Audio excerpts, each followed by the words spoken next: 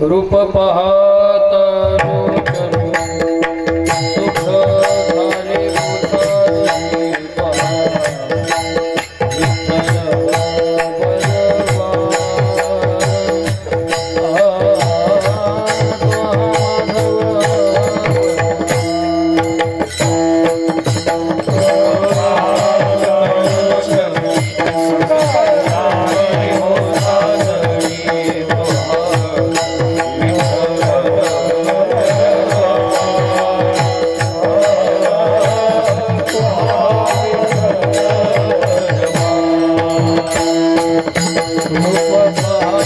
पहा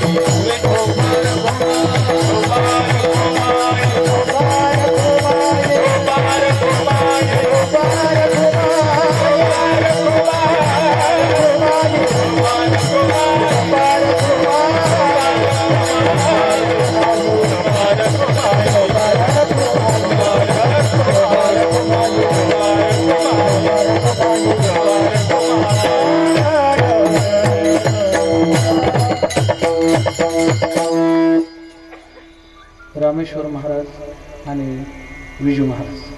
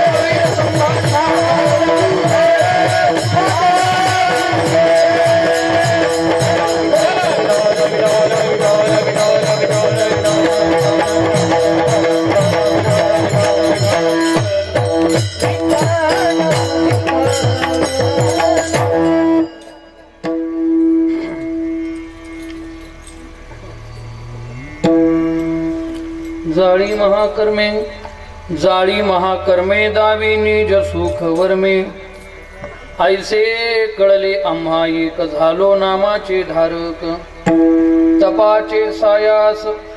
तपाचे सायास न लगे घेणे वनवास ऐसे कळले आम्हा एक झालो नामाचे धारक तुका म्हणे येणे कडे काळ ही ठेंगणे ऐसे कळले आम्हा एक झालो नामाचे धारक गुरुर्ब्रह्मा गुरुर्विष्णू गुरुर्देव महेश्वरा गुरु साक्षात् परब्रह्म तस्मै श्री गुरुवे नमः। समचरण सरोजं सान्द्र नीलाम्बुदाभं जघननिहित पाणि मंडनं मंडनानां तरुण तुलसीमाला कंधरं कंजनेत्रं सदय धवलहासं विठ्ठलं चिन्तयामि। पांडुरंगा करू प्रथमान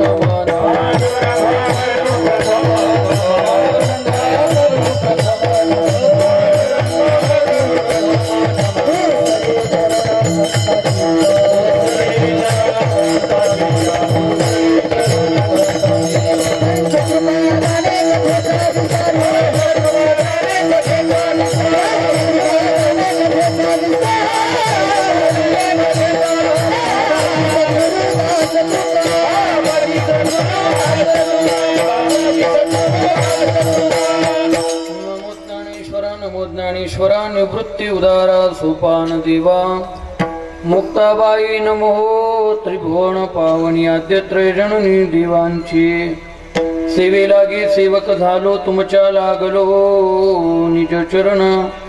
अहो स्वामी तुकया देवा यावरी न करावा अवेर जयांचे केलिया स्मरण होय सकल विद्यांचे अधिकरण।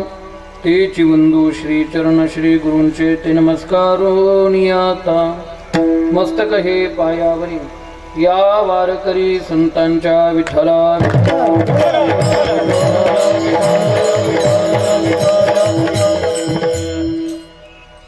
जाळी महाकर्मे दावी निज सुख वर्मे ऐसे कळले आम्हा एक झालो नामाचे धारक। प्रस्तुत प्राप्त प्रसंगी प्राप्त स्थळी कीर्तन रूपी सेवेकरिता निवडलेला अभंग श्रीमंत श्री जगद्गुरु तुकोबाराय महाराज यांचा 4 चरणांचा आम्ही नामाचे धारक का झालो या प्रश्नाचं उत्तर सांगणारा अभंग सेवेकरिता निवडलेला आहे। विठ्ठल अभंगाचा एकंदरीत विचार करायचा झाला तर अभंगाच्या द्वितीय चरणाच्या उत्तरार्धामध्ये जगद्गुरु तुकोबाराय स्वतःचा अनुभव सांगत असताना म्हणतात झालो नामाचे धारक। महाराजांना विचारलं का हो महाराज तुम्ही नामधारक का झालात? महाराजांनी त्याचं उत्तर दिलं ऐसे कळले आम्हा एक म्हणून आम्ही नामधारक झालो। आम्हाला असं एक कळालं म्हणून आम्ही नामाचे धारक झालो। महाराज तुम्हाला जे कळालं ते नेमकं काय कळालं? महाराज सांगतात जाळी महाकर्मे। महाकर्म या शब्दाचा अर्थ महापाप असा घ्या। महाकर्म या शब्दाचा अर्थ शास्त्र आणि संत यांनी जे कर्म करायला सांगितलेलं नाहीये म्हणजे निषिद्ध कर्म घ्या किंवा महाकर्म या शब्दाचा अर्थ प्रारब्ध कर्म घ्या।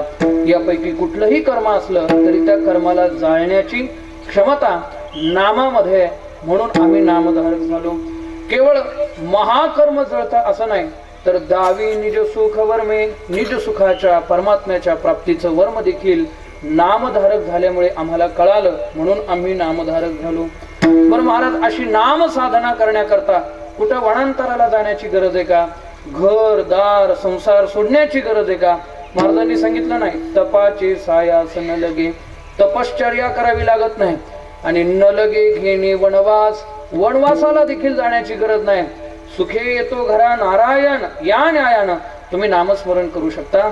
आणि शेवटी जगद्गुरु तुकोबाराय म्हणतात की तुका म्हणे येणे म्हणजे कशाने? नामधारक झाल्याने काय होतं? संपूर्ण जगाला ग्रासणारा जो काळ आहे त्या काळाला सुद्धा आमच्या समोर ठेंगणं व्हावं लागतं। तुका म्हणे येणे कळी काळ हे ठेंगणे। कळी काळावर नामधारकावर कळी काळाची सत्ता चालत नाही। कळीकाळ या शब्दाचे 2 अर्थ घ्या। कळीकाळ म्हणजे काळ म्हणजे यम असा अर्थ घ्या आणि कळीकाळ या शब्दाचा अर्थ कलियुगातला काळ। कलियुगातला जो काळ आहे तो नामधारकावर चाल करू शकत नाही। त्या काळाला देखील ठेंगणं करण्याचं सामर्थ्य नामधारकांमध्ये आहे असा अभंग सेवेकरता निवडलेला आहे। हा अभंग या अभंगातला प्रत्येक शब्द या अभंगातला प्रत्येक अनुभव हा वैकुंठवासी भीमराज महाराजांचा होता आणि म्हणून हा त्यांना समर्पित करण्यासाठी हा अभंग सेवेकरता आपण या ठिकाणी निवडलेला आहे। आज सेवेकरता उपस्थित असणारी सर्व गुणीजन मंडळी मृदुंगाचार्य हरिभक्ती पारायण दीपक महाराज, मृदुंगाचार्य हरिभक्ती पारायण आमचे रामेश्वर महाराज गेले का? बरं ठीक आहे. आदरणीय हरिभक्ती पारायण गायनाचार्य आमचे रामेश्वर महाराज घुमरे, आपल्या नाशिक जिल्ह्याचं ते वैभव आहे. आदरणीय हरिभक्ती पारायण आमचे जनादादा, आदरणीय हरिभक्ती पारायण आमचे कैलासजी महाराज, आदरणीय हरिभक्ती पारायण आमचे विजय महाराज, आपल्या परिसराचं वैभव असणारे जुने जाणते हरिभक्ती पारायण भानुदासजी महाराज वेलदारी, हरिभक्ती पारायण ज्ञानेश्वर माऊली, हरिभक्ती पारायण प्राध्यापक गोरखजी जगताप सर महाराज या ठिकाणी उपस्थित आहे. आमचे कृष्णा महाराज उपस्थित आहे. आदरणीय हरिभक्ती पारायण आमचे चोपदार महाराज, नवीनच ड्रेस त्यांच्याकरता आणला आणि त्यांनी उद्घाटन केलं आज. त्यांची थोडी तब्येत सुधारली ना मग चांगलं दिसलं. अजून ड्रेस त्यांना थोडा दगाळा झाला. आता ड्रेस आपला नाही शिवायचा, त्यांना तब्येत वाढवायला सांगू, आहे का नाही? कुठं पैसे घालत बसता ड्रेस, पुन्हा एक नवीन ड्रेस घ्यायला. आदरणीय आमचे पंढरीनाथ शेठ, आदरणीय गव्हाणे महाराज, सहाणे काय गव्हाणे वस्तीवरची सगळी महाराज मंडळी, मळढोणची मंडळी आहेत. आदरणीय हरिभक्ती पारायण हजारे महाराज, आदरणीय आमचे सन्मित्र अर्जुन महाराज कदम, आदरणीय योगेश महाराज, विनेकरी महाराज आणि हरिभक्ती पारायण मृदुंगाचार्य दीपक महाराज. माझ्या समोर उपस्थित असणारे सर्व परिचित, अपरिचित, अतिपरिचित सर्वच क्षेत्रातील मान्यवर मंडळी, सर्वांच्या चरणी विनम्र भावानं नतमस्तक होतो. आमचे परम आदरणीय सुंभे सर या ठिकाणी आहे, आदरणीय आत्माराम भाऊ पगार, आदरणीय कचेश्वर मामा. तुम्ही नाही म्हणताय नाव घ्यायला, तुम्हीच आजचं पाकिट देणार आहे, त्याच्यामुळे मला तुमचं नाव घ्यावं लागणार आहे, लक्षात घ्या. नाही घेतलं तर मी कुणाला भेटायचं नंतर असं. म्हणून तुम्ही दोघं जण आजच्या कीर्तनाचं सौजन्य तुम्ही घेतलं त्याबद्दल तुम्हाला धन्यवाद. आदरणीय हरिभक्ती पारायण आमचे नासगड बाबा, आदरणीय हरिभक्ती पारायण आमचे देशमुख गुरुजी. त्यांचं वय झालंय, परंतु वय जरी झालं तरी परमार्थ करण्याकरिता सेवा करण्याची जी इच्छा आहे ती अतिशय चिरतरुण आहे. 19 वर्षाच्या मुलाला लाजवील असं देशमुख गुरुजींचं काम आहे. म्हणून गुरुजी तुमच्याही चरणी नतमस्तक होतो, तुम्हालाही धन्यवाद. आदरणीय गोरखजी महाराज आमचे वायकर तेही, आणि सर्वात महत्वाची गोष्ट म्हणजे परम आदरणीय वयोवृद्ध, ज्ञानवृद्ध, तपोवृद्ध आणि परमार्थामध्ये माऊली म्हणतात, जयाचे ठाई पांडवा अपेक्षे नाही रिघावा, सुखासी चढावा जयाचे असने. खऱ्या अर्थानं आशा महात्म्यांना पाहिल्यानंतर किंवा आशे महात्मे आल्यानंतर सुखालाही सुख झाल्यासारखं वाटतं. असे वैराग्यमूर्ती हरिभक्ती पारायण आमचे बबन महाराज गाडेकर या ठिकाणी उपस्थित आहे. त्यांच्याही चरणी विनम्र भावानं नतमस्तक होतो. आमचे व्हिडिओ शूटिंगवाले, तुम्हालाही धन्यवाद देतो. चांगला शूट करा, फोटो चांगली आली पाहिजे, तुम्हालाही धन्यवाद. सर्व माता भगिनी, आमच्या उर्मिलाताई आणि आमचे दिलीप भोदळे ज्यांनी पंचकन्या वारकरी शिक्षण संस्थेकरता आपल्याला 25 गुंठे जागा दान दिली, त्यांनी आध्यात्मिक कार्याकरता ते या ठिकाणी उपस्थित आहे. तुम्हालाही धन्यवाद. अजून त्यांची बरीच जागा शिल्लक आहे, जशी जशी गरज पडेल तशी तशी आपण घेत राहणार आहे. विठ्ठल विठ्ठल.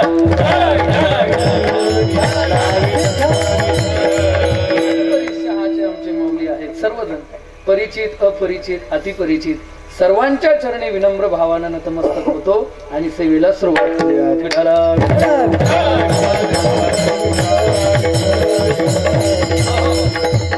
सज्जन हो, माऊली ज्ञानोबा एकविमध्ये असं सांगतात की ते मरणाही ऐलीकडे मज मिळवणी गेले पुढे. आता दादांना श्रद्धांजली समर्पित करण्याकरता किंवा दादांना सद्गती लाभावी किंवा त्यांच्या उत्तम गती करता हे अखंड हरिनाम सप्ताहांचं आयोजन नाही. ही पहिली महत्वाची गोष्ट लक्षात घ्या. त्याचं कारण आहे, दादा देहपाताच्या अगोदरच भगवत स्वरूप झालेले. म्हणजे ज्ञानोबाराय म्हणतात की भगवंताच्या मुखातले शब्द आहेत, जे माझे भक्त आहेत त्या भक्तांना मी देह पडायच्या आत, मृत्यू व्हायच्या आत, मरणाच्या अलीकडच ते मत स्वरूप झालेले असतात, मला मिळून गेलेले असतात. मग जे भगवंताला मरण्याच्या अगोदरच मिळून गेलेले आहे, आपण त्यांच्या मरणानंतर या सगळ्या गोष्टी करण्यात काय अर्थ आहे, असा एक प्रश्न निर्माण होऊ शकतो. तर काय माहित आहे, दादा एक मुनी स्वरूप होते, ऋषी स्वरूप, ऋषितुल्य त्यांचं व्यक्तिमत्व होतं. आणि माऊली ज्ञानोबा म्हणतात की ऋषी मुनी ज्या मार्गाने गेले त्या मार्गाने संपूर्ण समाज जावा, संपूर्ण जग जावं अशी साधू संतांची अपेक्षा असते. खर तर आत्मान मोक्षार्थम जगत हितायच असं एक सूत्र आहे. परमार्थ करत असताना आपण स्वतः मोक्ष प्राप्त करून घ्यावा आणि आपल्याला जे मिळालंय ते आपण जगाला देत जावं, जगाच्या हिताकरता ते वाटत जावं असा एक भाग असतो. म्हणून दादा इथं नाहीयेत, परंतु दादा जिथं कुठं असतील तिथून ते स्वतः हे कार्य करून घेत आहेत. लक्षात ठेवा. इथं गुरुवर्य डॉक्टर सुभाष महाराज गेठे किंवा मी असेल किंवा गोरखभाऊ असतील किंवा देशमुख गुरुजी किंवा आपण सर्वजण निमित्त मात्र आहे. हे काम तुम्ही आम्ही करत नाही.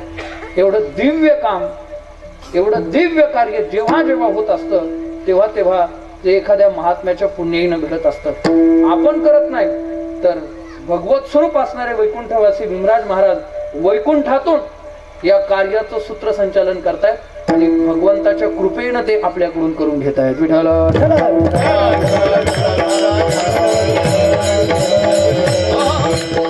आणि म्हणून त्यांचा पुण्यतिथी महोत्सव. खर तर पुण्यतिथी का, ते ज्या तिथीला गेले त्यांच्या जाण्यानं, त्यांच्या देह ठेवण्यानं ती तिथी सुद्धा पुण्यवान झाली. आणि म्हणून ज्या तिथीला त्यांनी देह ठेवला ती तिथी पुण्यतिथी आहे. आणि आजची तिथी खरोखरच पुण्यतिथी आहे. कारण दादांसारखा भक्त आजच्या दिवशी देह ठेवतो आणि दुसऱ्या बाजूला भगवान दत्तात्रय प्रभूंसारखा भगवंताच्या 24 अवतारांपैकी एक असणारा अवतार आजच्या तिथीला जन्म घेतो. हरी अवतार विश्वतारावया अत्रीची अनुसया गरोदर. भगवान दत्तात्रय प्रभूंचा आजच्या तिथीला जन्म झाला म्हणून ही तिथी खऱ्या अर्थानं आज अत्यंत पुण्यवान भाग्यवान तिथी आहे. आणि या आशी तिथी पुण्यतिथी वैकुंठवासी दादांची जशी होते तसं इथं बसलेल्यापैकी प्रत्येकाची व्हावी अशी दादांचीच इच्छा आहे. आणि त्यामुळे दादाच हा सगळा मार्ग आपल्याला दाखवतात. खरं तर आपण विचार केला तर आपल्या संपूर्ण जिल्ह्यामध्ये सामुदायिक अखंड रामकृष्ण हरी मंत्राचा जप मला नाही वाटत कुठल्या सप्ताहामध्ये झाला असेल. मुसळगावला आता सप्ताह झाला, त्या सप्ताहामध्ये राऊत बाबांनी करून घेतला, केला नाही त्यांनी. ते म्हटले तुम्ही बंद जेव्हा कराल त्यावेळेस मी इथं कथा सोडून निघून जाईल. त्याच्यामुळे त्यांना नाईलाजानं तो करावाच लागला. करोनी सायास शिकविती हे सूत्र तिथे लागू पडतं.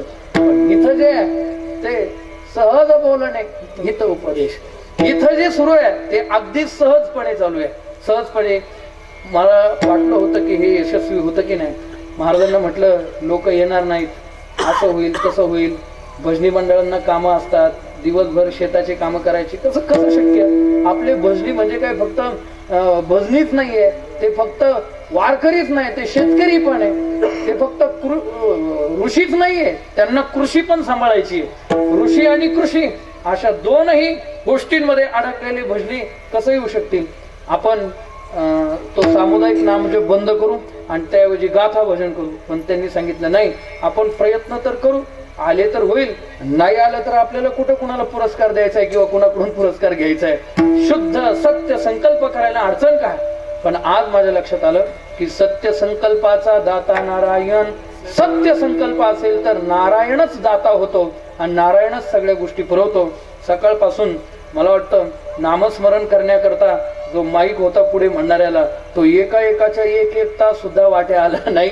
आणि जेव्हा ते भजनी मंडळ महाल खेळायचं आलं तेव्हा तर असं वाटायला लागलं आता रोज कुणाचीच गरज नाही. या महिला जरी बसल्या तरी 7 दिवस सगळा अखंड नामजप सामूहिक नामजप पूर्ण करतील. म्हणजे खूप चांगलं भजन या ठिकाणी दिवसभर सुरू आहे. आणि लक्षात घ्या हे नामस्मरण कशा करता करायचं असतं. हे नामस्मरण का करायचं, आपलं अमूल्य वेळ इथं का द्यायचा, त्याचं कारण म्हणजे आजचा अभंग आहे. लक्षात ठेवा. तुकोबाराय म्हणतात तुका म्हणे येणे कळी काळ हे ठिंगणे. या अभंगात जे जे लाभ सांगितलेले आहेत नामस्मरणाचे, पहिला महत्वाचा लाभ सांगितला महाकर्म जळतं. महापाप जर आपल्याकडून घडलेलं असेल तर ते नष्ट होतं नामस्मरणाने. दुसरी महत्वाची गोष्ट नामस्मरणाने भगवत प्राप्तीचं सूत्र आपल्या हाती येतं. नामस्मरण जर केलं तर तप करण्याची गरज नाही. नामस्मरण जर करत असाल तर कुठं घरदार सोडून जंगलामध्ये जाऊन वनांतरात तपश्चर्या करण्याची गरज नाही. नामस्मरण जर आपल्याकडून घडलं तर सगळ्यांची भीती, सगळ्यांना ज्या काळाची भीती आहे तो काळ सुद्धा नामधारकासमोर ठेंगणा होतो. हा अनुभव आजच्या अभंग जगद्गुरु तुकोबारांनी व्यक्त केला.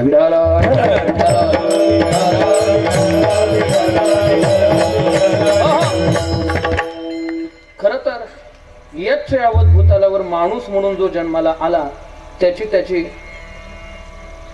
काही आद्य कर्तव्य आहेत.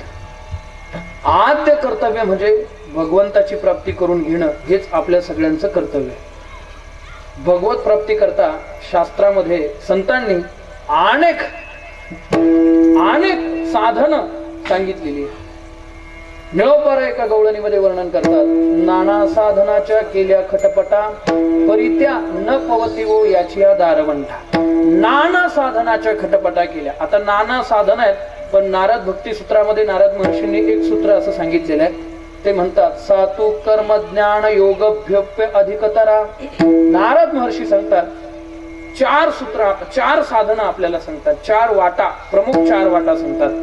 पहिली वाट सांगितली सातु कर्माची वाट, दुसरी योगाची वाट, तिसरी ज्ञानाची वाट आणि चौथी भक्तीची वाट. अशा 4 वाटा सांगितल्या. आणि या 4ही वाटांचा तुलनात्मक विचार नारद महर्षींनी या सूत्रामध्ये केलाय. ते म्हणतात या तिघांपेक्षा सर्वश्रेष्ठ वाट जर कोणती असेल तर ती भक्तीची, नामाची वाट आहे. नारद मुनीने विचारलं या बाकीच्या वाटा श्रेष्ठ नाही आहेत का? कर्म श्रेष्ठ नाहीये? आहे. ज्ञान श्रेष्ठ नाहीये? आहे. योग श्रेष्ठ नाहीये? योग पण श्रेष्ठ आहे. मग या तिघांपेक्षा भक्तीच श्रेष्ठ का सांगितले? विठाला काय माहिती का, इथं बसलेल्यापैकी पंचपक्वान्नाचं भोजन कुणाला आवडणार नाही मला सांगा? प्रत्येकाला आवडत. श्री बालाजीचा बेत. श्री बालाजी अर्जुन महाराज आपल्याला माहिती आहे. श्री म्हणजे श्रीखंड, बा म्हणजे बासुंदी का बालुशाही, जे आवडेल ते घ्या तुमच्या मनामध्ये. बासुंदी. ला म्हणजे लाडू आणि जी म्हणजे जिलेबी. असा गोड बेत असल्यावर कुणाला आवडणार आहे मला सांगा बरं? तुम्हाला आवडेल सगळ्यांना? तुम्हाला विनेकरी महाराज इथं बसलेल्या माता भगिनींना सगळ्यांना आवडेल. पण मी तुम्हाला विचारतो ज्या बाळाला नुकतंच जन्माला येऊन 6 महिने झालेले आहेत अशा बालकाच्या समोर आपण जर पंचपक्वान्नाचं ताट ठेवलं तर त्याला ते चालेल का? आपण खाऊ शकतो, प्रत्येकाला आवडेल, पण बालकाला ते चालणार नाही. कारण का? माऊली ज्ञानोबा म्हणतात जे 6 महिन्याचं बालक आहे मातेच्या स्तनातलं दूध जे सायासाने सेवन करतं त्याला पंचपक्वान्नाचं सेवन कसं चालेल? माऊली म्हणतात जे सायासे स्तन्य सेवी ते पक्वान्ने केवी जेवी. विठाला जे सायासानं मातेच्या स्तनातलं दूध प्राशन करतं त्याला पक्वान्न कशी चालतील? नाही चालणार. अगदी तसंच आहे. कर्म, ज्ञान, योग ही पंचपक्वान्नाची ताट आहेत. आणि तुम्ही आम्ही कलियुगात जन्माला आलेली मंडळी तान्ही बालक आहे. आपल्याला हे पंचपक्वान्न कसे पचतील? तुकोबारांनी एका अभंगामध्ये सांगितलं ह्या सगळ्या वाटा आहेत ना कलियुगामध्ये ह्या सगळ्या क्षीण झालेल्या आहेत. अवघ्या वाटा झाल्या क्षीण, अवघ्या वाटा झाल्या क्षीण.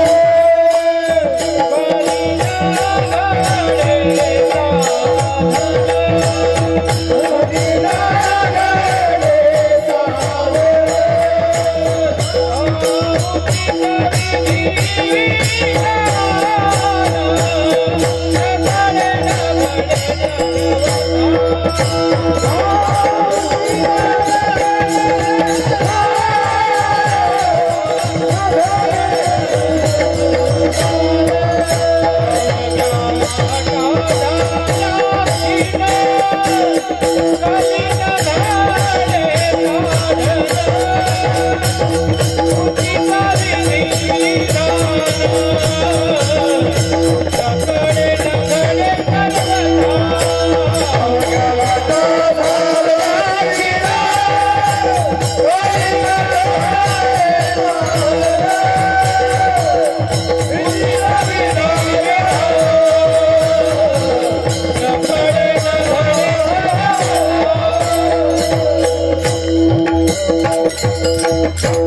म्हणतात अवघ्या वाटा झाल्या क्षीण कली न घडे साधन.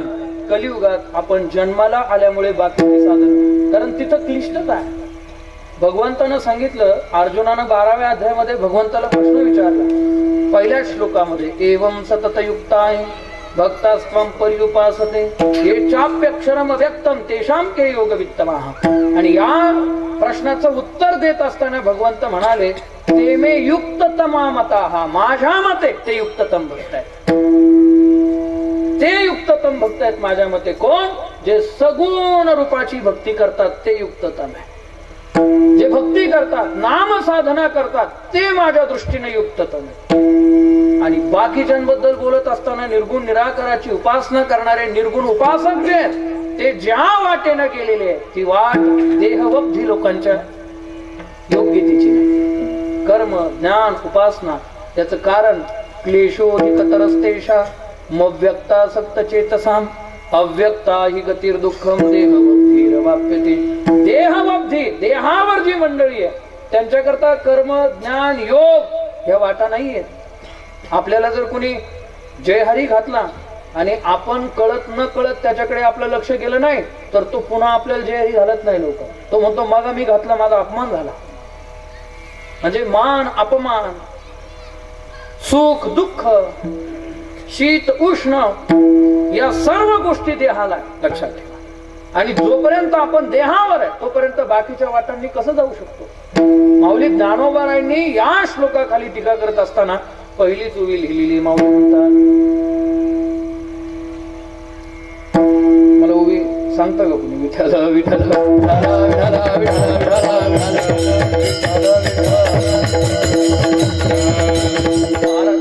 पै वैराग्य महापावके जाळोणी विषयांची कटके आणि अधप्पली तवके इंद्रिये धरिली. काय शब्द? पै वैराग्य महापावके. पावक या शब्दाचा अर्थ होतो अग्नी. आणि महापावक, महान अग्नीमध्ये या जगात कोणती अग्नी महान आहे तर वैराग्य नावाची अग्नी महान आहे. लक्षात ठेवा. वैराग्याला अग्नी म्हटलेलं आहे. धगधगीत ज्वाळ अग्नी जायचा. तुकाराम महाराज सुद्धा म्हणतात धगधगीत ज्वाळ अग्नी जायचा. अग्नी वैराग्याचा अग्नी. पै वैराग्य महापावके. आणि त्या वैराग्याच्या अग्नीमध्ये काय केलं? जाळवणी विषयांची कटके. कटक म्हणजे सैन्य. वैराग्याच्या अग्नीमध्ये शब्द, स्पर्श, रूप, रस, गंध या पंच विषयांचं सैन्य जाळून टाकावं लागतं. आणि होरपळलं एखादं थोडंफार राहिलं तर अधप्पली तबके इंद्रिय धरिली त्यांना सुद्धा बहिर्मुख इंद्रियांना अंतर्मुख करावं लागतं. बाहेरच्या साधनांना समाधी लावायची असेल डोळे बाहेर पाहतात योग साधनेमध्ये, पण बाहेर पाहणाऱ्या डोळ्यांना बळजबरीनं आत घालावं लागतं. जे स्वभाव, ज्यांचा स्वभाव आहे त्या स्वभावाच्या विरुद्ध करावं लागतं. सगळे इंद्रिय बाहेरच पाहतात. आपले डोळे बाहेर पाहतात, कान पण बाहेर, तोंड पण बाहेर, नाक पण बाहेर. प्रत्येक इंद्रिय बहिर्मुख आहे. प्रत्येक इंद्रियाचं मुख बाहेर आहे. आणि अशा बहिर्मुख इंद्रियांना अंतर्मुख करावं लागतं. सोपी गोष्ट आहे का? अवघड आहे. हे करणं म्हणजे कसं आहे कलियुगामध्ये माहितीये का? एक जण 95 वर्षाचा गृहस्थ होता. त्याच्या मुखात एक पण दात राहिलेला नव्हता. त्याला काय म्हणतात? काय म्हणतात समाधान? हा, बोचरा. बरोबर ना?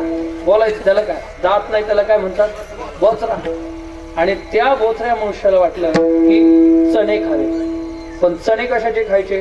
तो म्हटलं काहीतरी युनिक करूयात आपण. सगळे जे चणे खातात ते नाही खायचे. मग लोखंडाचे चणे खाऊ म्हणून लोहाराकडे गेला आणि लोहाराला सांगितलं 100 ग्रॅम चणे दे मला, लोखंडाचे बनवून.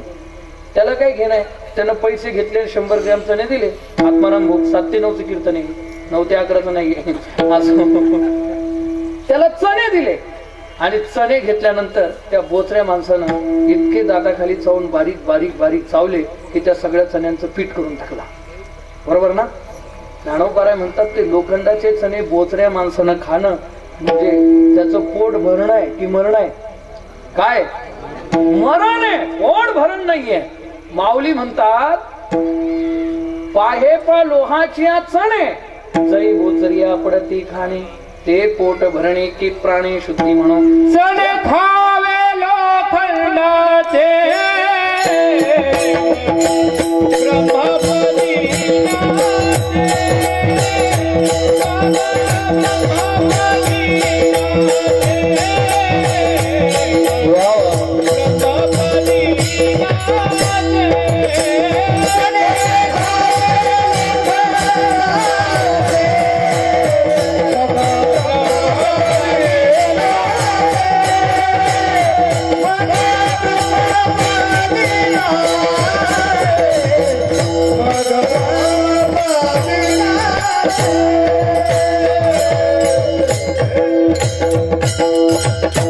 ब्रह्मपदावर नाचायचं असेल, ब्रह्मपद प्राप्त करून घ्यायचं असेल बाकीच्या साधनांनी, तर चणे खावे लोखंडाचे, लोखंडाचे चणे पचवावे लागतील तेव्हा ते शक्य आहे.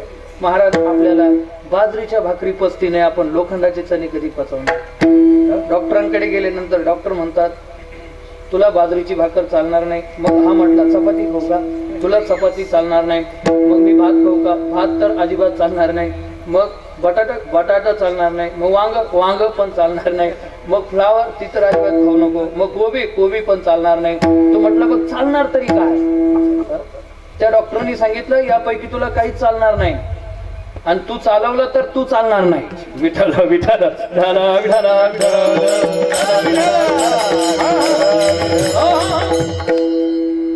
साध्या जे खाण्याचे पदार्थ आहेत ते आपल्याला पचत नाही. लोखंडाचे चणे कठीण आहे. मी का सांगतो हे लोखंडाचे चणे बोचऱ्या माणसानं खाल्लं तर बाकीच्या साधनांनी भगवंतापर्यंत आपण पोहोचू शकतो.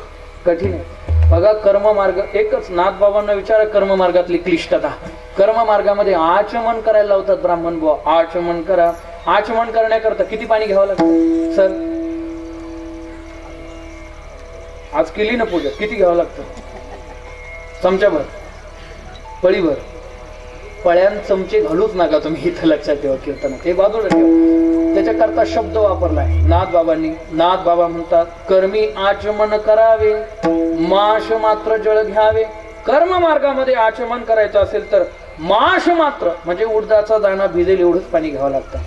बरं किती लोक तेवढंच पाणी घेतात आचमन करायला? का हलवर बाबा? तेवढंच घेतो ना आपण. कसं काय घेतो? आपण गंधगुळी इतक्या दिवसापासून लावतो तरी गंधगुळी उघडायला किती पाणी लागतं याचा अंदाज आपल्याला आलाच नाही अजून. एक तर अधिक पाणी होतं किंवा कमी होतं. पाणी कमी झालं की पुन्हा पाणी टाकतो, पुन्हा उघळतो. उघळल्यावर पुन्हा जास्त गंध होतो. मग म्हणतो बद्री भाऊ लावता का थोडा गंध? बद्री भाऊला गंध लावायला गेलं म्हणजे हा फार उदार आहे असं नाही, पाणी जास्त झालं म्हणून. म्हणजे वर्षानुवर्ष गंध लावत आलोय तरी पण गंधगुळी उघडायला किती पाणी लागतं याचा आदमास आपल्याला आला नाही. तेव्हा कसं जमेल मला सांग? मग कमी झालं किंवा अधिक झालं तर काय फरक पडतो? नाथ बाबा म्हणतात कर्मी आचमन करावे माश मात्र जळ घ्यावे न्यूनाधिकत्वा सवे पावे दोष सुरापाना. कर्म धर्म नवती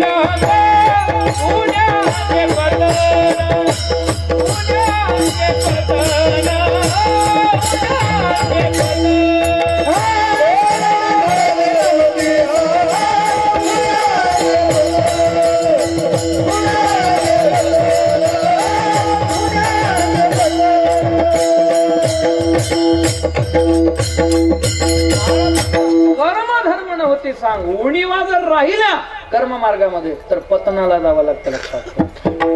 पाणी कमी झालं किंवा अधिक झालं तर शास्त्र असं सांगतं दारू पिल्याचं पातक लागत असतं कर्म मार्गामध्ये. म्हणून सावधान. कर्माची वाट मोडून या वाटा सूक्ष्म दुस्तर. कर्माच्या वाटेचा विचार वारकरी संतांनी केलेला नाही. कर्मकांडाच्या नादी लागू नका. दुसरी महत्वाची वाट योगाची वाट. योगाची हा वाटा जे निघाले गा सुवटा तया दुःखाचाची वाटा भागाला. यम नियम आसन प्राणायाम प्रत्याहार ध्यान धारणा समाधी हे अष्टांग आहे योगाचे. आणि या 8 अंगांपैकी यम नावाचं जे साधन आहे त्याच्यात 5 गोष्टींचा अंतर्भाव होतो. सत्य, अस्तेय, ब्रह्मचर्य, अहिंसा, सत्य, अस्तेय, ब्रह्मचर्य, अपरिग्रह, या 5 गोष्टी यम नावाच्या साधनात. म्हणजे आपल्याला 8व्या पायरीवर जायचं असेल तर पहिली पायरी क्रॉस केली पाहिजे की नाही आपण? सिन्नरहून मलढोणला येताना वावी तर क्रॉस करावीच लागेल ना पहिली. एक जण म्हटला मी सिन्नरला वावीहून त्या हायवेने येणार पण खोपडीला अजिबात जाणार नाही. मग याची खोपडी ठिकाणावर आहे का मला सांगा?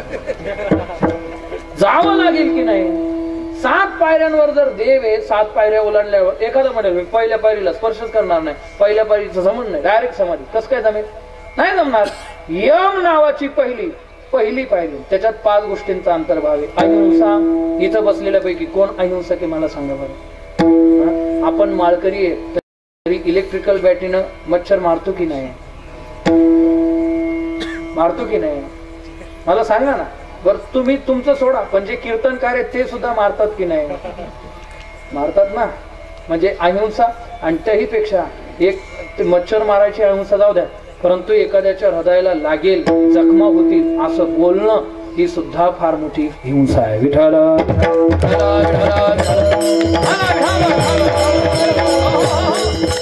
अनुद्वेगकरं वाक्यं सत्यं प्रियं हितं च यत् स्वाध्यायाभिसनं चैव वाङ्मयं तप उच्यते. भगवंत म्हणतात बोलताना असं बोललं पाहिजे की अनुद्वेगकरं वाक्य, कुणाच्या हृदयाला उद्वेग नाही झाला पाहिजे.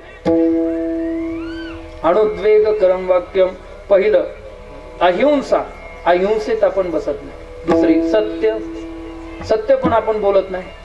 प्रत्येक वेळेला खोटं बोलावंच लागतं समाजामध्ये. अस्तेय म्हणजे चोरी न करणं. आता चोरी होतेच ना संसारिक लोकांकडून थोडीफार का होईल, आहे का नाही? होतेच.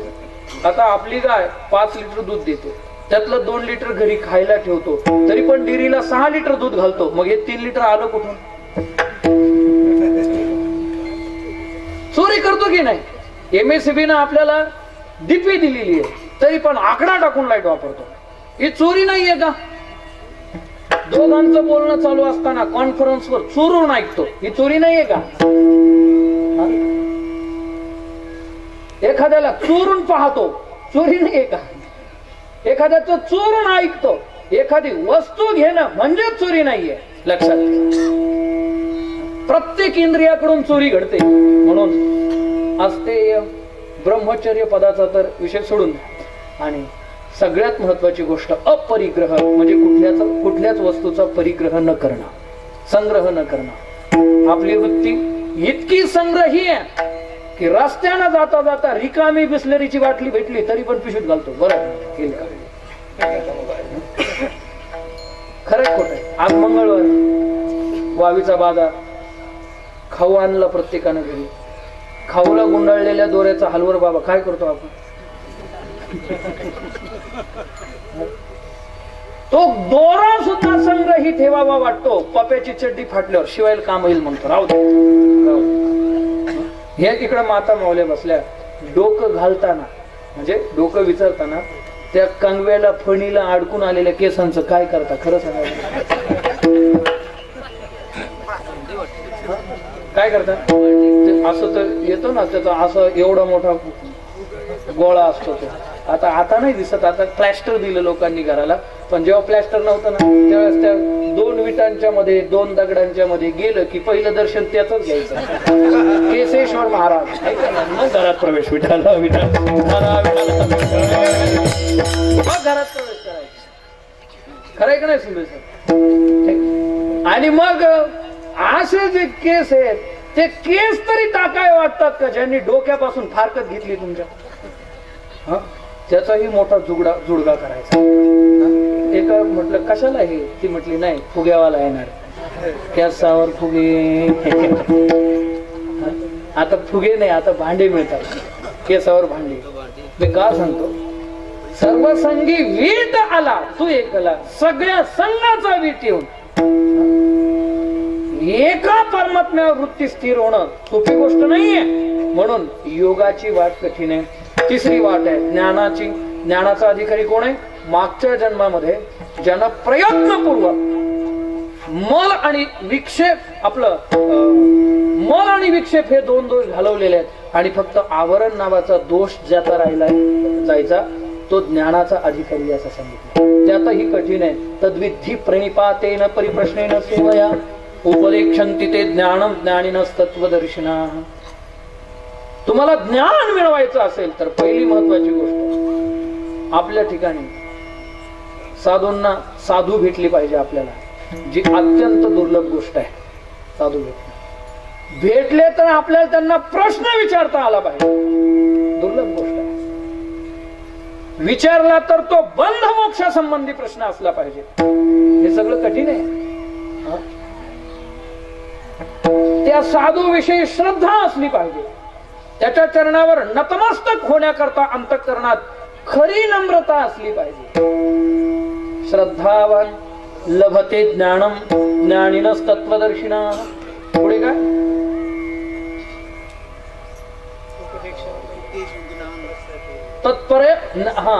तत्परस्यतेंद्रिया ज्ञानम लब्ध्वा पराम शांती मचिरेणाधिगच्छति. म्हणजे ज्ञान मार्ग पण कठीण आहे. मग सोपं काय आहे?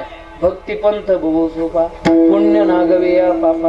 हे सगळे अवघड साधनं कलियुगामध्ये बाजूला ठेवावीत आणि फक्त नाम साधना करावी असा तुकोबारायांचा आग्रह आहे. म्हणून जगद्गुरु तुकोबाराय नाम साधना कुणा कुणाला करायला सांगतात माहितीये का?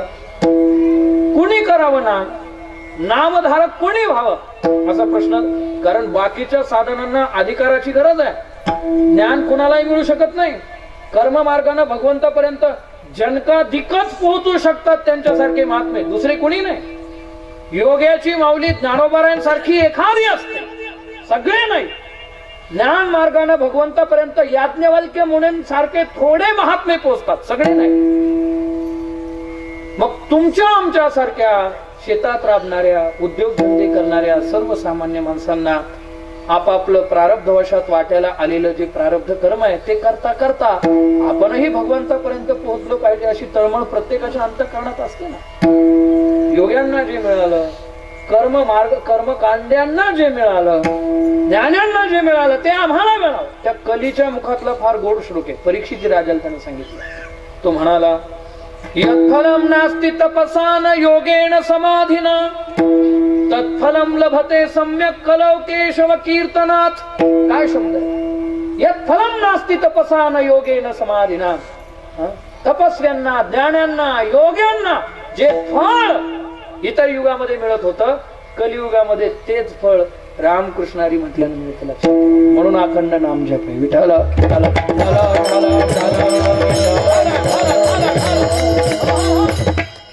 म्हणून तुकोबारायांनी अधिकार परत्वे साधन बाकीची सांगितली आहे.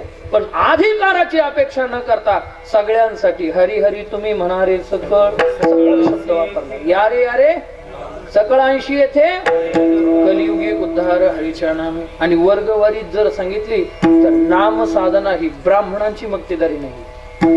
नाम साधना ही क्षत्रियांची मक्तेदारी नाही. नाम साधना ही शूद्रांची अथवा वैश्यांची नाही किंवा ठराविक एखाद्या पुढारलेल्या समाजाकरता नाम साधना सांगितलेली नाहीये. समाजामध्ये देह विक्रय करून स्वतःचा पोट भरवणारी जी स्त्री आहे त्या स्त्रीला सुद्धा नामधारक होण्याचा अधिकार आहे. ही लोकशाही आहे. अभंग म्हणजे आध्यात्मिक लोकशाही आहे. हा हरी लोकशाही समजून घ्यायची असेल तर तुकोबारायांच्या अभंगात यावं लागेल. बर का? तुमच्या मोबाईल मध्ये मी डॉक्टर बाबासाहेब आंबेडकरांचं पाहिलं. पण डॉक्टर बाबासाहेब आंबेडकरांनी कुणाचं पाहून लोकशाही केली असा प्रश्न निर्माण झाला तर ज्ञानोबाराय आणि तुकोबाराय या दोघांना पाहून लोकशाहीचं संविधान लिहिलं असं मला वाटतं. डॉक्टर बाबासाहेब आंबेडकरांनी. कारण वसुधैव कुटुंबकम ही संकल्पना कुठं रुजली असेल तर या सनातन धर्मामध्ये लक्षात. अयम निजाहा परवेत्ती गणना लघुचेतसाम. हे माझं ते तुझं असा भेद जिथं तिथं लघु बुद्धी आहे. गणना लघुचेतसा छोट्या विचाराचा माणूस. पण उदारे चरितानातुम वसुधैव कुटुंबकम, ज्याचं अंतःकरण उदार आहे त्याच्याकरता हे संपूर्ण पृथ्वी म्हणजेच कुटुंब आहे. हे विश्वची माझी घर, आईसी मती जयाची स्थिर, किंबहुना चराचर आपणची झाला. विठाला विठाला विठाला विठाला. म्हणून पहिल्यांदा तुकोबारांनी सगळ्यांना एका ताटावर बसवलं, ते म्हणजे नामसाधनेचं ताट आहे. सगळ्यांना त्या ताटाचा अधिकार आहे. महाराज म्हणतात ब्राह्मण क्षत्रिय वैश्य शूद्र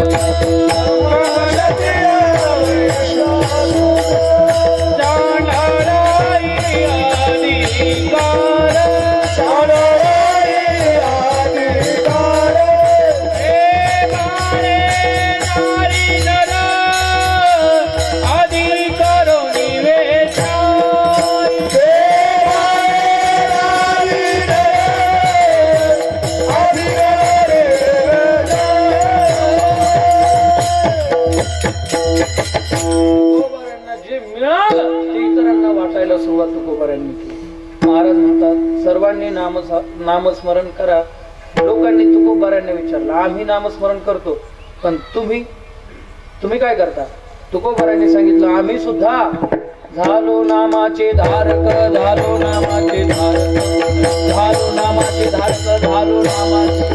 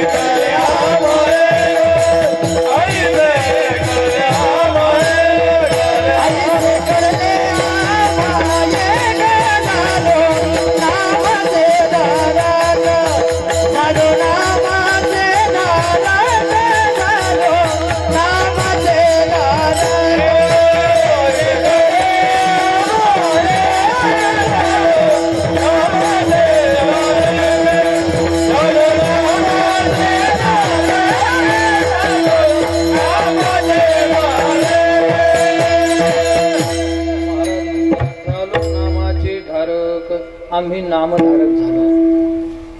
खर तर तुकोबाराय नामधारक झालो असं म्हणतात.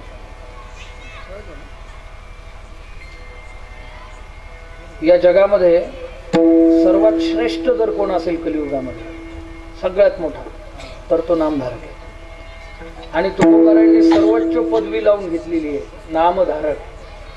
आम्ही नामाचे धारक.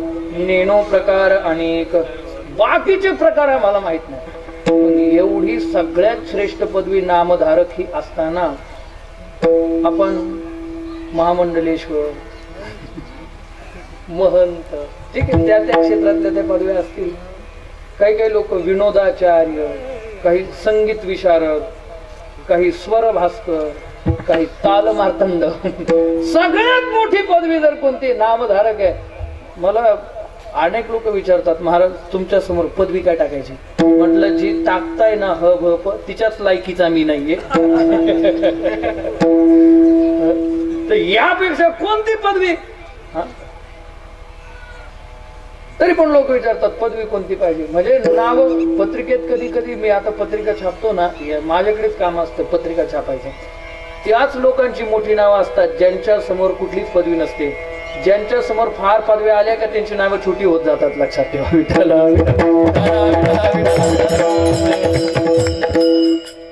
पदवींची गरज काय? ह भ प बस, याच्यापेक्षा श्रेष्ठ पदवी नाही. तुकोबाराय म्हणतात तेच झालो नामाचे नामधारक झालो. म्हणजे काय? फक्त मुखानं नामस्मरण करणं म्हणजे नामधारक होणं असं नाहीये. बऱ्याच वेळेला आपली वाणी नाम साधना करत असते, म्हणजे देवाचं नाम आपल्या मुखामध्ये असतं, पण चित्त त्याच्यामध्ये असतं का? त्या नामाविषयी आवड असते का? नाथ बाबा म्हणतात, नाम घ्यायचं असेल आणि आपण नामस्मरण केल्यानंतर आपल्याला काही उच्च लाभ प्राप्त व्हावा, आत्मलाभ प्राप्त व्हावा असं वाटत असेल तर त्याकरता ते नाम आवडीनं आणि भावानं घेतलं पाहिजे.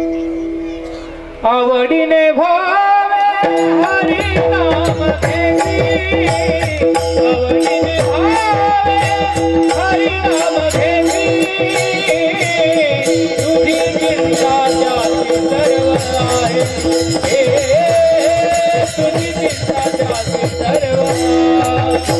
आवडीने भावे हरी नाम घेती, आवडीने भावे हरी नाम घेती, तुझी चिंता जाती सर्व आहे, तुझी चिंता जाती सर्व आहे. त्या नामाविषयी आवड अंतःकरणामध्ये असली पाहिजे आणि त्या नामाविषयी भाव अंतःकरणामध्ये असला पाहिजे. नाथ बाबा फार गोड वर्णन करतात. नामस्मरण करताना ते किती आवडीनं घेतलं पाहिजे. एखाद्या स्त्रीला लग्न करून 20 वर्ष झाले पण पोटी संतानच होत नाहीये आणि भगवंताच्या कृपेनं ती गरोदर राहिली. म्हणजे वांज स्त्रीला गर्भधारणा झाल्यानंतर ती पोटातल्या गर्भाची जेवढ्या आवडीनं काळजी घेते ना तेवढ्या आवडीनं नामस्मरण केलं पाहिजे.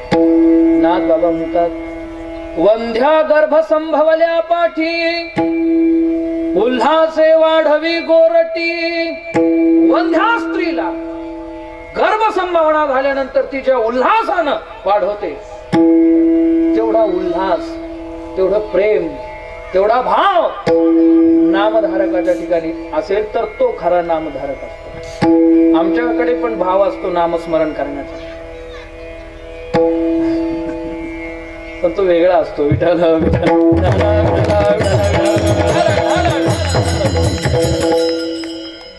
आणि भाव नसेल, प्रेम नसेल. नाथ बाबा म्हणतात, अधिकाधिक बीज पेरिता उल्हास कृषी वळाचे चित्ता. बीज पेरत पेरत गेल्यानंतर पेरणी उरकत उरकत चालते तसा उल्हास कृषीवळाच्या चित्ताला, शेतकऱ्याच्या चित्ताला होत असतो. तसं नामस्मरण करत करत करत त्या नामात इतकं रंगून गेलं पाहिजे. रंगी रंगे रे श्रीरंगे, त्या श्रीरंगाच्या रंगात रंगून गेलं पाहिजे. तिथून पुन्हा बाहेर पडता नाही आलं. खादलेची खावे वाटे, भेटले भेटे आवडी, वीट नाही पांडुरंगी, वाढे अंगी आर्तते विठ्ठला. नामवदे वैखरी चित्त धावी विषयावर असं कसं चालतं. मोमेराम और बगल में छुरी. अजून एक आहे ना, बाहर से तो बहुत बनी लेकिन अंदर की राम जाने. काही काही एक विनेकरी महाराज झोपले ना तुम्ही,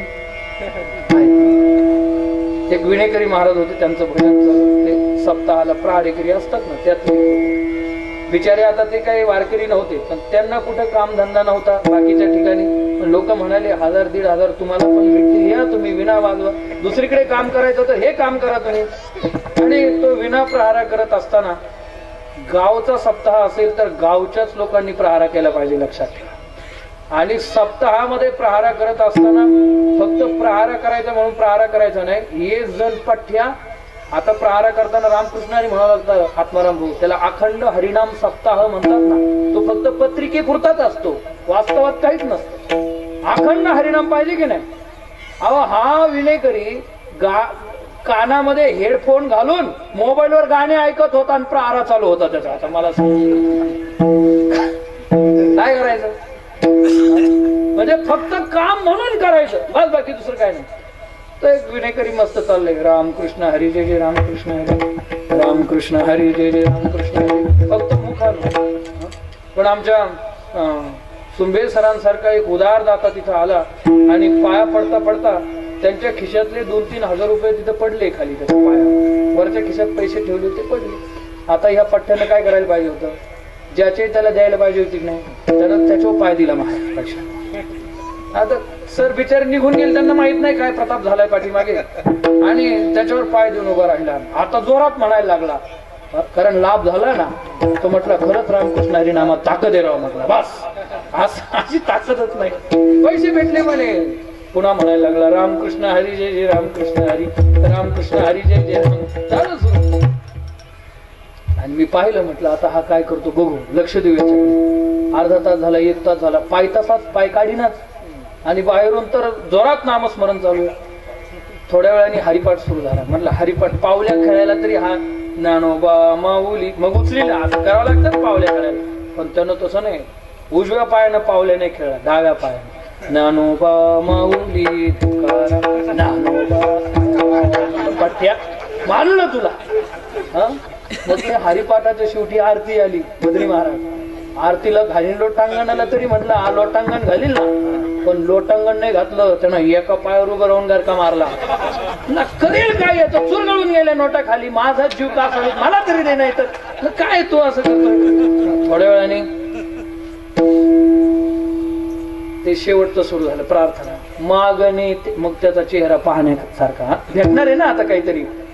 मागणे ते एक तुझं देशी तरी पाय पांडुरंग. देशी नाही तू आता हे घेऊन देशी आहे का नाही. देशी तरी पाहे पांडुरंग या संतांसी निरवी हेची मज दे.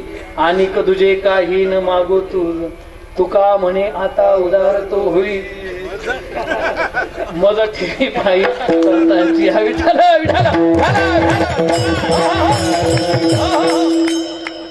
कशा करता सांगितलं.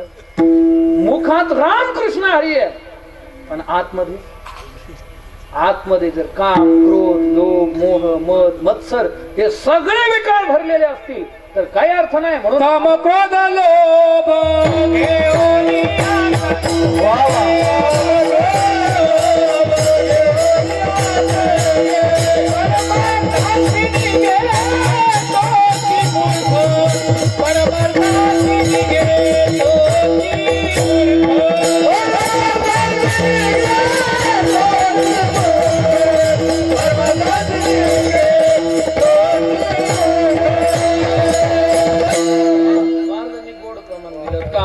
लोभ घेऊन या संगे परमार्थासी निघे तोची मूर्ख. चोरासोबत जर आपल्याला मार्गक्रमण करायचं असेल आणि लाखो रुपये आपल्या खिशात असतील आणि चोर सोबती असेल तर आपलं मार्गक्रमण व्यवस्थित होऊ शकतं, प्रवास व्यवस्थित होऊ शकतो. चोराची या संगे कमितापै पंथ तुकोबाराय म्हणतात. त्याच अभंगातलं चरण आहे.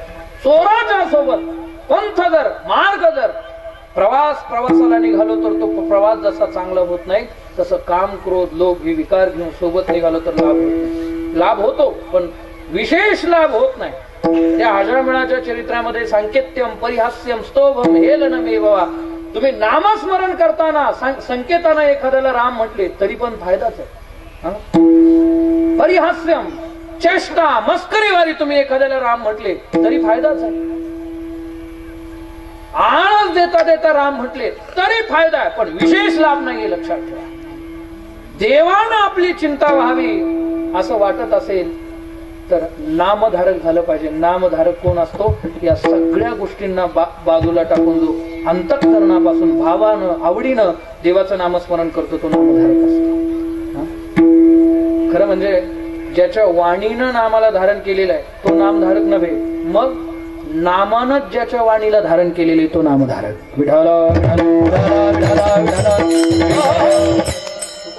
नामधारक म्हणतात. का म्हणतात? शौच विधीला बसलेले असताना तुकोबारायांच्या मुखातून रामकृष्ण हरी सुरू होता. रस्त्यानं जाताना एका माणसानं ऐकलं, अरे शौच विधी करता करता तुम्ही पवित्र मंगल नाम देवाचं घेता, अशौच कर्म करताना तुम्हाला काही वाटत नाही? तुकोबाराय म्हणतात, काय करू? माझी माझ झाली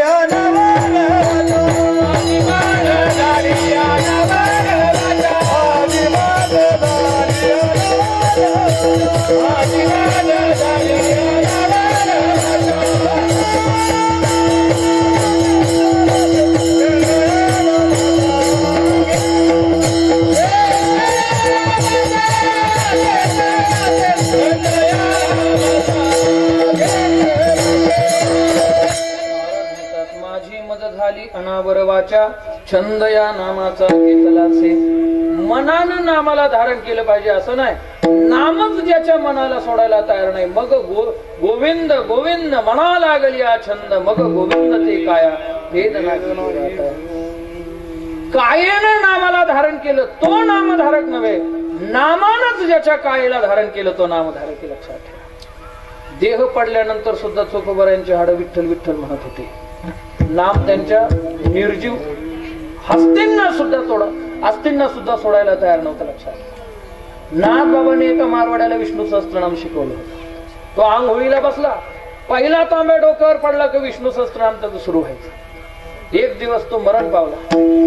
त्याला त्या प्रेताला आंघोळ घालण्याकरता अंगणात घेतलं आणि ज्यावेळी त्याच्या भाऊबंद मंडळींनी त्याच्या डोक्यावर तांब्या टाकला ना त्या प्रेताच्या, तर त्या प्रेताच्या शरीरातून विष्णू सहस्त्रनाम सुरू झाला. लोकांनी विचार केला हे भूत तर नाही, हे प्रेत तर नाही. सगळे लोक पळाले. मग एक शहाणा माणूस होता, याचे गुरु नाथबाबा आहे, त्यांना बोलून आणा. नाथबाबांनी सांगितलं याच्या शरीरावर एवढा मोठा संस्कार झालेला आहे नामसाधनेचा की देह पडल्यानंतर सुद्धा याच्या शरीरात पहिला तांब्या पडला, कारण आंघोळ करताना रोज पहिला तांब्या पडला की तो काय म्हणायचा, विष्णू सहस्त्रनाम. आता तसंच होणार म्हणे, याला स्नान न घालता तसंच दहन करायला घेऊन जा. ही ताकद आहे नामाची. स्वानंद सुखनिवासी सद्गुरु जोग महाराज संस्थेचे अध्यापक वैकुंठवासी रामचंद्र बाबा निकम ज्यावेळी वारले ना बाबा, त्यावेळी दुसऱ्या दिवशी त्यांची रक्षा सावरण्याकरता महाराज मंडळी गेली, तेव्हा त्यांच्या कवटीवर रामकृष्ण हरी लिहिलेलं होतं. विठ्ठल विठ्ठल असं घडत असेल तर नामधारक. तुकोबाराय म्हणतात आम्ही बाह्य लाभा करता, लौकिक लाभा करता नामधारक नाही. झालो नामाचे धारक. का नामाचे धारक झालो? महाराज म्हणतात आईसे कळले आम्हा एक, आम्हा आईसे एक कळले म्हणून आम्ही नामधारक झालो. विठ्ठल. आता एक कळले ते नेमके काय कळले? माणसाला एक कळावं की एकापेक्षा अधिक कळावं? काय वाटतं? ज्याला एक कळतं ना त्याला शहाणा म्हणतात, ज्याला एक पेक्षा अधिक कळतं ना त्याला दीड शहाणा म्हणतात. मग माणसानं शहाणा व्हावं की दीड शहाणा व्हावं? नवले साहेब, मग आपल्याला किती कळालं पाहिजे? एक माकड होतं आणि एक कोल्ह होतं, दोघांची भेट झाली आणि ते कोल्ह सगळ्या प्राण्यांमध्ये चतुर कोणता प्राणी बरं? हा, कोल्हा. सगळ्या पक्ष्यांमध्ये चतुर पक्षी बरोबर पावले साहेब. आणि सगळ्या माणसांमध्ये चतुर माणूस नाही बाबा, नाही तर कोणी. सगळ्या माणसांमध्ये चतुर माणूस म्हणजे न्हावी आहे आणि सगळ्या प्राण्यांमध्ये चतुर प्राणी कोल्हा. त्या कोल्ह्याने माकडाला विचारलं, का रे म्हणे इथं वाघ आला आता, तर तुझ्याकडे किती उपाय वाघाच्या तावडीतून वाचण्याकरता? त्यानं सांगितलं एकच, तिथून झाडाच्या शेंड्यावर जायचं, दुसरा उपाय मला माहित नाही. तो कोल्हा म्हटला माकडा मूर्ख आहे तू, मला 50 युक्त्या माहिती आहे वाघ आला तर वाचायचं कसं. भानू महाराज तेवढ्यात वाघ आला. ज्याला एक कळत होतं ना ते झाडाच्या शेंड्यावर गेलं, ज्याला 50 कळत होतं ना ते आठवत होतं कुठली युक्ती वापरायची. पाहता काय तेवढ्यात त्याला खाऊन टाकलं. म्हणजे ज्याला एक कळतं त्याचा उद्धार आहे. एकची लीला तर एक शब्द जो आहे तो निष्ठावाचक शब्द आहे, अनन्यता दर्शक शब्द आहे. ऐसे कळले आम्हा एक ही देवा आराध्याविषयीची निष्ठा आहे आणि दुसरी महत्वाची गोष्ट साधनेविषयीची पण निष्ठा आहे. आम्ही कोणी काही केली आचरणे मग या कीर्तने विन नाही, याच्याकरता एक गावे आम्ही विठोबाचे नाव आणि कापे काम नाही. एकविध आम्ही न धरू पालट, न संडू हे वाट सापडली, या वाटेपेक्षा दुसऱ्या वाटेने आम्ही जाणार नाही. आईसे कळले आम्हा एकच पांडुरंग, एक धरीला चित्ती आम्ही रघुमाईचा पती. मगाशी तुम्ही सांगितलं अनन्यता, अनन्याश्चिंतयंतो माम. अनन्य शब्दाचा अर्थच असा केलेला आहे अन्य आश्रयाणाम त्यागो नन्यता. अन्य आश्रयांचा त्याग करून एका आलंबनाचा स्वीकार करणं ही अनन्यता असते. पण आमच्यामध्ये ती अनन्यता थोडीशी कमी जाणवते. काही बिचारे नामधारक मंडळी आहे, ते डोंगर जरी कोसळला आणि काही जरी झालं तरी पण जरी हे आकाशवर पडू पाहे ब्रह्मगुण भंगात आहे वडवानळ त्रिभुवन खाये परी मी तुझीच वास पाहेगा. विठोबा भानुदास महाराजांसारखे असे काही संत महात्मे वारकरी संप्रदायातले होऊन गेले. निष्ठा त्यांची ढळली नाही महाराज. पण आम्हाला लगेच गुण हवा असतो ना. नाही रिझल्ट मिळाला एका महिन्यात 2 महिन्यात वर्षभरात तर लोक संप्रदाय सोडायला तयार होतात. हे काय एकाएकी मिळत असतं का? याच्याकरता नामदेव महाराजांनी म्हणावं जन्मोजन्मी आम्ही बहुपुण्य केले तेव्हा आम्ही 8 दिवस झालेले असतात माळ घालून. लगेच एक त्या दिवशी म्हातारी कीर्तनात आली, मला म्हणाली महाराज माळ घाला मला. म्हटलं वय काय आजी? म्हणे 80 वर्ष. आजीच्या मुखात एकही दात नाही. तिला काय म्हणतात आता? बोत्री. बरोबर बोलत चला. 9 वाजत आली आपले. 9 वाजलेत आता. ऐका किती. तिला काय म्हणतात? बोत्री. त्या आजीला म्हटलं आता एकही दात नाही मुखात, कशा करता माळ घालता? इतकं पवित्र जीवन तुमचं गेलं, थोड्या करता का बाटवता? ती म्हातारी म्हटली मला तरी कुठं लय घाला वाटते, पण चावनात काय करावं मग आता.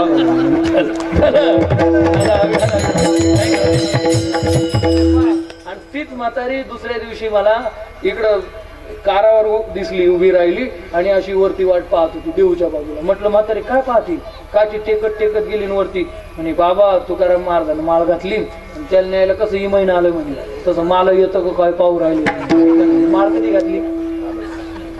हा म्हणजे काल माळ घातली का आज गायब झालो पाहिजे. लगेच उद्या की परवा कीर्तन का, त्याच्यानंतर लगेच ज्येष्ठ कीर्तन का, त्यानंतर दिंडी मालक, लगेच संस्था, लगेच विद्यार्थी पण बाहेर पडले पाहिजे, लगेच जगदोद्धारक झाला पाहिजे. कसं जमेल विठ्ठल?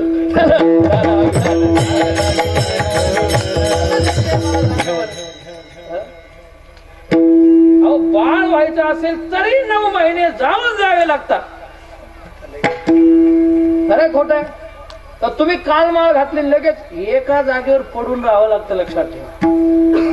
लाभ हो हानी हो देवाला सांगावं लागतं. आता कळेल ते करी, आता तुझं कळेल ते करी. तारीसी तरी तारी मारी, जवळी अथवा दुरी धरी, आली संसारी अथवा नको. तुला जे करायचं असेल ते कर. मी तुला शरण आलो नेनतपणे, भाव आणि भक्ती काहीच नेणे, मतिमंद सर्वज्ञाने, बहुरंक उणे रंका होणे. कोणीच नाहीये, मी तुझ्या जवळ आलेलो. तुला जे करायचं असेल ते कर. आणि निष्ठा या शब्दाचा अर्थच असा होतो की हानी जरी झाली तरी सहन करण्याची क्षमता तुम्ही ठेवली पाहिजे. बरोबर आहे. डाळिंबाच्या बागात तेले आला, धीर सोडला का तुम्ही? तुम्ही ते औषध हे पेस्टिसाइडनी उपयोग होत नाही, मग दुसरे तुम्ही हर्बल औषध फवारले, पण धीर धरला ना. यंदा 50 लाख झालेच ना धीर धरल्यामुळे. आणि ज्या लोकांनी बाग काढून फेकून दिले ते पाहत राहिले, ठेवले असते तर बरे झाले असते. अशीच गंमत परमार्थामध्ये देखील ते पानाड्या पाणी पाहण्याकरता आला. भजन करायचं विठ्ठल. पानाड्या पाणी पाहण्याकरता आला. शेतकऱ्यांना विचारलं पाणी कुठं लागेल. त्यानं सांगितलं अमक्या अमक्या ठिकाणी 60 फूट खोद म्हणजे पाणी. पाणी पाहिलं गेलं निघून. 60 फूट खोदलं, पाणीच लागलं नाही विजूला. आणि मग पाणी न लागल्यामुळे तो वैतागला. तो शेतकरी तो गेला. तो म्हटलं का 60 फूट खोदायला लावलं, पाणी कुठं लागलं? पाणीच लागलं नाही म्हणे मला. म्हणे 60 फूट कुठं खोदलं ते दाखव. मग त्यांना सांगितलं हे बघा हे 6 खड्डे मोजून घ्या, प्रत्येक खड्डा 10 फुटाचा आहे. 60 फूट खोदलं का नाही? पाणी कसं काय लागलं नाही? तो पानाड्या म्हटला मी, माझा बाप, माझा आजा, माझा खापर पंजा सगळे आले तरी पाणी लागू शकत नाही. पाणी लागावं याकरता किती ठिकाणी खोदायला पाहिजे का अर्जुन बाबा? एकाच ठिकाणी तर पाणी लागेल ना. साधं जमिनीतलं पाणी एका ठिकाणी खोदल्याशिवाय लागत नाही. आपण ठिकठिकाणी खड्डे करून ठेवले. स्वामी समर्थांकडे 10 फुटाचा खड्डा, नरेंद्र स्वामींकडे 10 फुटाचा खड्डा, अम्मा भगवानकडे 10 फुटाचा खड्डा, स्वाध्याय परिवारात 10 फुटाचा खड्डा, अजून एखाद्या दर्ग्यावर बाबा निघतो त्याच्याकडे 10 फुटाचा खड्डा. सगळे खड्डेच खड्डे करून ठेवले. म्हणतो पाणीच का बरं? परमार्थ दम नाही म्हणतो, दम नाही. कुठंच समाधान मिळत नाही. एका ठिकाणी राहावं लागतं. आईसे कळले आम्हा एक, या एक शब्दाचा अर्थ आहे एक विधता, एक निष्ठा. आम्हाला काय या व्यतिरिक्त दुसरं काय नाही. आईसे कळले आम्हा एक. काय कळालं? विठोबाचं नाम, दुसरं सोडून काय नाही.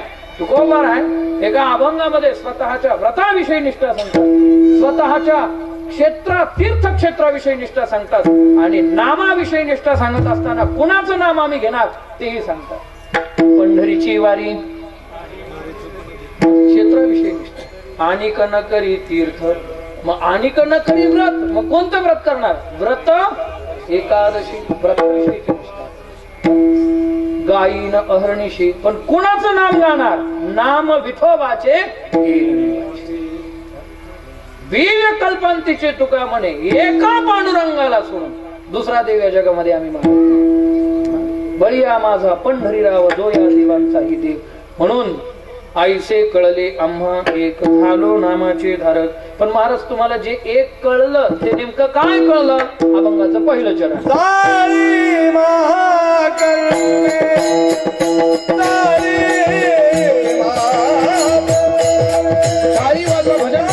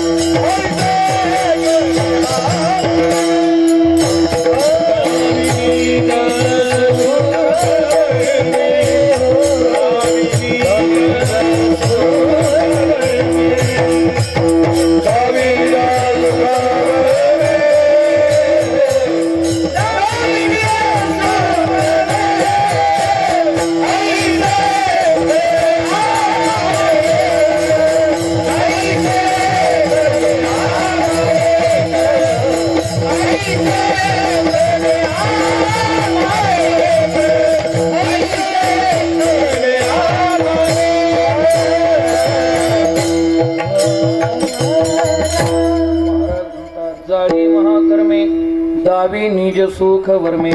महाकर्म या शब्दाचा अर्थ तीन पद्धतीने आपल्याला महाकर्म शब्दाचा विचार करता येऊ शकतो. महाकर्म म्हणजे प्रारब्ध कर्म, महाकर्म म्हणजे महापाप आणि महाकर्म म्हणजे निषिद्ध कर्म. असं जरी कर्म एखाद्याकडून घडलेलं असेल तरी पण त्याचं त्या कर्मामुळे निर्माण झालेलं पाप नष्ट होऊन त्याला भगवत प्राप्तीचं वर्म सापडू शकतं. एवढं सामर्थ्य नामसाधनेमध्ये. आता प्रारब्ध कर्म जर पाहिलं तर संचित, क्रियमान आणि प्रारब्ध हे कर्माचे तीन प्रकार आहे. क्रियमान आपल्या हातात आहे, वर्तमान काळात काय करायचं काय नाही करायचं. कर्माच्या बाबतीत मनुष्य स्वतंत्र आहे. संचित कर्म हे जळू शकतं, जळते संचित तुकाराम महाराज म्हणतात. पण प्रारब्ध कर्म इतकं बलवत्तर आहे ते कधी नष्ट होत नाही, लक्षात ठेवा. अवश्यं भावी भावानां प्रतिकारो भवेद्यदि तदा दुःखर्न लिप्पेरन नलराम युधिष्ठिराः. नलराजा प्रभुराम युधिष्ठिर या मंडळींचं सुद्धा किती महान महान होते. युधिष्ठिर धर्मराजा होते, प्रभुराम तर स्वतः पूर्ण अवतार होते. परिपूर्णतम साक्षात श्रीकृष्ण नान्य एवही. तसं पूर्ण अवतार रामकृष्ण पूर्ण अवतार होते भगवंताचा. तरीही प्रारब्ध प्रभुरामाला चुकलं नाही, लक्षात ठेवा. भगवंताला देखील प्रारब्ध कर्म जे आहे ते भोगावंच लागलेलं आहे. प्रारब्धाचा भोग धृतराष्ट्र आहे ना, हे प्रारब्ध इतकं बलवत्तर आहे, इतकं कठीण आहे. धृतराष्ट्र एकदा रडत होता. लक्षपूर्वक ऐका सगळ्या माता माऊलींनी, सर्व पुरुषांनी. आपण थांबणार आहे आता. रडत होता. भगवान श्रीकृष्ण परमात्मा त्याला भेटायला आले आणि तो रडत होता. त्याच्या डोळ्यांमध्ये अश्रुधारा होत्या. भगवंताने विचारलं, धृतराष्ट्र महाराज रडायला का झालं, का रडता, का डोळ्यांमध्ये अश्रू आहे? त्यावेळी धृतराष्ट्रानं सांगितलं, देवा तूच सगळं कारस्थान घडून आणलं, पुन्हा मला विचारतो रडायला काय झालं? अरे कुंतीला 5 मुलं होती आणि 5 मधला महाभारती युद्धामध्ये एक सुद्धा मेला नाही. 5च्या 5 जिवंत आहे आणि मला 100 पुत्र होते. 100 पुत्रांमधला एकही जिवंत राहिला नाही. मला खांदा द्यायला एक शिल्लक राहिला नाही.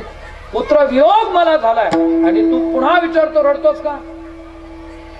बरं देवा मला एक सांग, मला 100 पुत्र असताना माझा एक तरी जिवंत राहावं लागत होता, एकही जिवंत राहिला नाही. असं माझ्याकडून काय पाठीमागच्या जन्मामध्ये पाप घडलं होतं म्हणून मला हे दुःख भोगायला माझ्या वाट्याला. त्यावेळी भगवंतानं त्या आंधळ्याला दिव्य दृष्टी दिली. धृतराष्ट्र हा 2ही बाजूने आंधळा होता. दृष्टी पण त्याला नव्हती म्हणून तो आंधळा होता. बाह्य जगत त्याला दिसत नव्हतं आणि दुसऱ्या अर्थानं पुत्र मोहानं तो आंधळा झाला होता. आतली ही दृष्टी त्याला नव्हती. ज्ञान वैराग्य हे 2 डोळे सांगितलेले आहेत, यातला एकही डोळा त्याच्याकडे नव्हता. ज्ञानाचाही नाही, वैराग्याचाही नाही. म्हणून नालायक मुलांची बाजू घेणं हे आंधळेपणाचंच लक्षण आहे ना. रजस्वला असताना भाऊजाईला फरफटत ओढत आणणं भर सभेमध्ये, आई समान असणारी भाऊजाई आणि तिची आबरू लुटण्याचा प्रयत्न करणं, तिच्या साडीला हात घालणं आणि तिला विवस्त्र करण्याचा प्रयत्न करणं, हे दुर्योधनासारख्या सगळ्या भावंडांकडून घडलं होतं. तरी पण अशाही पोरांना, नालायक पोरांना पाठीशी घालणारा जो बाप असतो ना महाराज, त्याचं नाव काही ठेवलं असेल त्याच्या बापानं, पण तो शास्त्राच्या दृष्टीनं धृतराष्ट्रच हे लक्षात ठेवा. विठाल विठाल.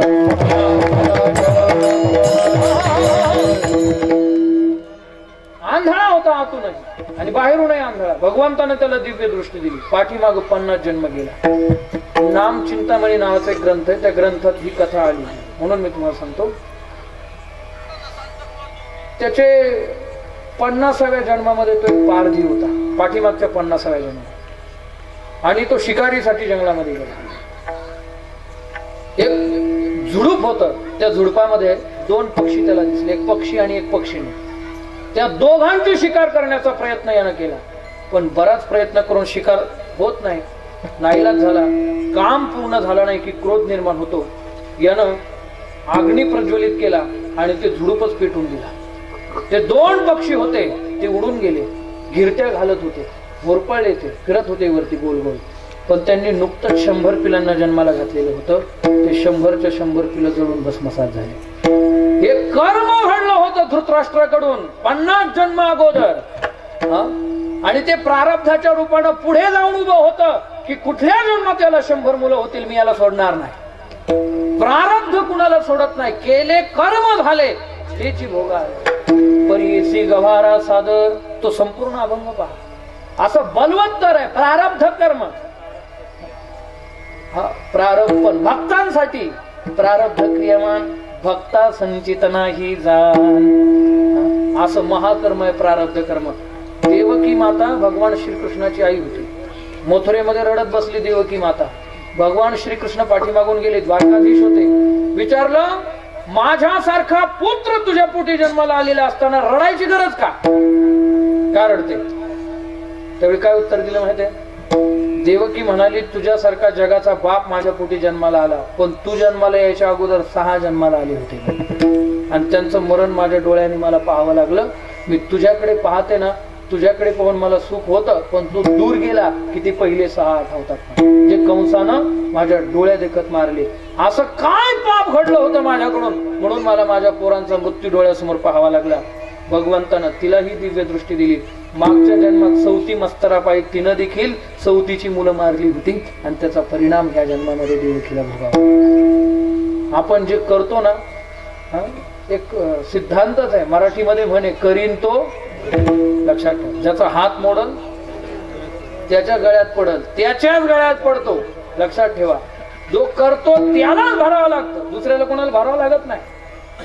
कर्म ही अशी गोष्ट आहे, आपण जे केलं ते फिरून पुन्हा आपल्या जीवनामध्ये येत असत. काही करा तुम्ही, चांगलं करा, वाईट करा. एखाद्याला शिवी जरी दिली ना, ती पुन्हा फिरून त्याच्यापर्यंत बरोबर येत असते.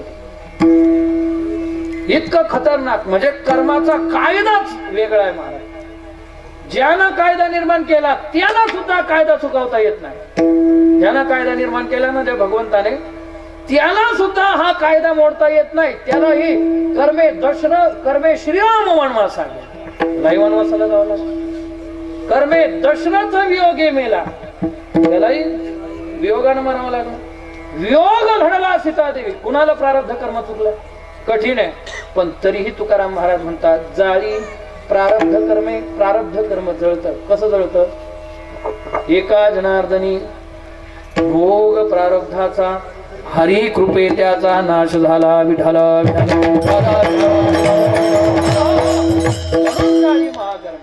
मग प्रारब्ध कर्माचा काय?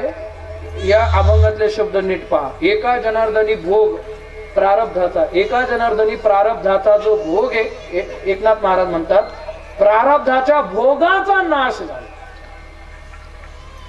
मी तुम्हाला एक उदाहरण सांगतो.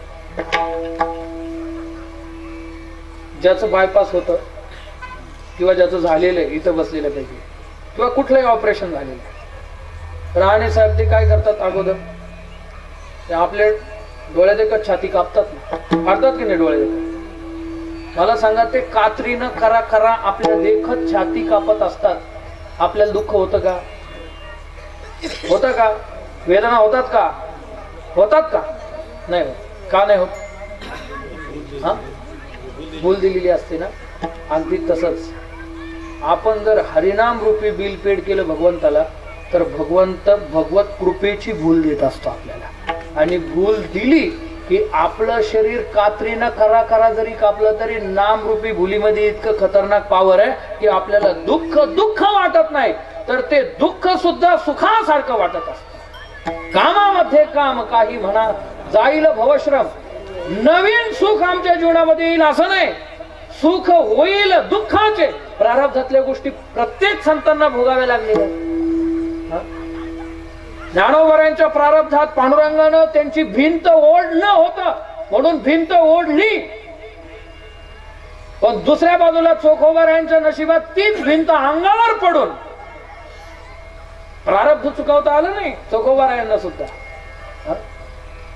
जर असं असतं तर भगवंतानं त्यांना सांगितलं असतं ना, तुम्ही बाजूला व्हा, मी आहे.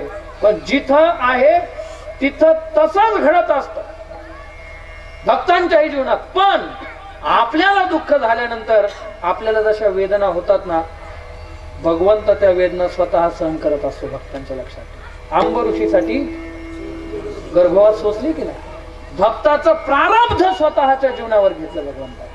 आणि म्हणून महाकर्म या शब्दाचा अर्थ प्रारब्ध कर्म. म्हणून जारी महाकर्मे, महापाप असं घेतलं तरी ब्रह्महत्या, सुरापानम, स्तेयम, हे जे 5 महापाप सांगितले, असाही महापाप करणारा असला किंवा निषिद्ध कर्म करणारा असला, एकच श्लोक सांगतो, आपिचेत सुदुराचारो भजन्ते मामन्य भाग साधुरेव समंतव्य सम्यक व्यवसितो हि सहा. आचरण पाहता सुभटा, दुष्कृताचा चिकीर सेल वाटा, परी जीवित वेचिले चोहटा, भक्तीची आकी. काय वर्णन केलं ज्ञानोबरांनी? आचरण पाहता हे सुभटा. आचरण जर त्या भक्ताचं पाहिलं तर पूर्वाश्रमीचा आजमेळाचं उदाहरण घ्या तुम्ही. वाल्याकुळी कोण होता? महाहत्यारी होता, महापाप करणारा होता, ब्रह्महत्या करणारा होता. आजमेळ कोण होता? उच्च कुळात उत्पन्न होऊन सुद्धा, ब्राह्मण कुलोत्पन्न असताना सुद्धा एका वेश्येला घरात त्यानं घातलं होतं आणि ब्रह्मकर्म सोडून अनाचार करत होता. तरी पण जाळी महाकर्मे, अनुताप तीर्थी झाला, दुष्कृती जरी झाला, अनुताप तीर्थी झाला, नावोनी मज आत्वाला सर्व भावे. तुकोबारांच्या एका नाटाच्या अभंगाचं शेवटचं चरण होते. त्या अभंगात ह्या उवीच्या सारखाच तो भावे. नाये अनुताप पांघरे दिशा, स्वेद निघुदे अवघी आशा, होशील मग आधी होताची तैसा, तुका म्हणे दशा भोगी वैराग्य. अनुताप तीर्थामध्ये स्नान झालं आणि पश्चाताप दग्ध अंतःकरणानं नामसाधना सुरू केली ना, तर कितीही महापापी असला तरी हरिपाठामध्ये माऊली सांगतात रामकृष्ण नाम सर्व दोषा जड जीवा तारण हरी. कित्येकांची उदाहरणं आपल्याला देता येतील, कित्येक महापाप्यांची उदाहरणं देता येतील. म्हणून जाळी महाकर्मे, महापाप हा अर्थ डोळ्यासमोर घ्यायचा. आणि तिसरा निषिद्ध कर्म एखाद्याने केलेले असेल, द्युतम जे सांगितलंय ना, मांस भक्षण करणारा, द्युतम मांसम मदिराष्टवेशा मृगयार्थ चौर्यम परदार सेवा एतानि सप्तानि व्यसनानि लोके घोराते घोरम नरकम नयंती. नरकाला नेणारे सगळे साधन जरी असले आणि हे जरी केलेलं असेल, पाप सोडून दुसरं काय नाही. धुंदुकारीचं उदाहरण घ्या, श्रीमद भागवत महात्म्यामध्ये आलेले. बाबा इथं बसलेले आहेत. भागवत कथा म्हणजे नाम साधनाच लक्षात ठेवा. धन्या भागवती वार्ता प्रेत पीडा विनाशिनी असं वर्णन केलेलं आहे. सप्ताहोपी तथा धन्या. 7 दिवस जर नामस्मरण, परीक्षितीनं काय केलं, श्रवणे परीक्षिती तरणा भूपती, 7 दिवसा मुक्ती झाली. तयार परीक्षिती तर पापी नव्हता, पण बाकीचे जे महापापी धुंदुककारी आदी जी मंडळी होती यांचाही उद्धार होतो. म्हणून जाळी महाकर्मे आणि दावी निज सुख वर्मे. निज सुख म्हणजे परमात्म्याचं सुख, देवाचं किंबहुना सोये जीव आत्मयाची लाही तेथ जे होय तया नाम सुख.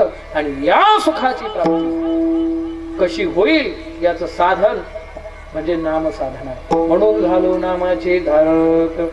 मग काही तप करायची गरज आहे अजिबात नाही. तिसऱ्या चरणात तपाचे सायास, तपाचे सायास, तपाचे सायास, तपाचे सायास, तपाचे सायास, तपाचे सायास, तपाचे सायास, नलगे हे वस नलगे हे वस ऐसे कळले आये का, ऐसे कळले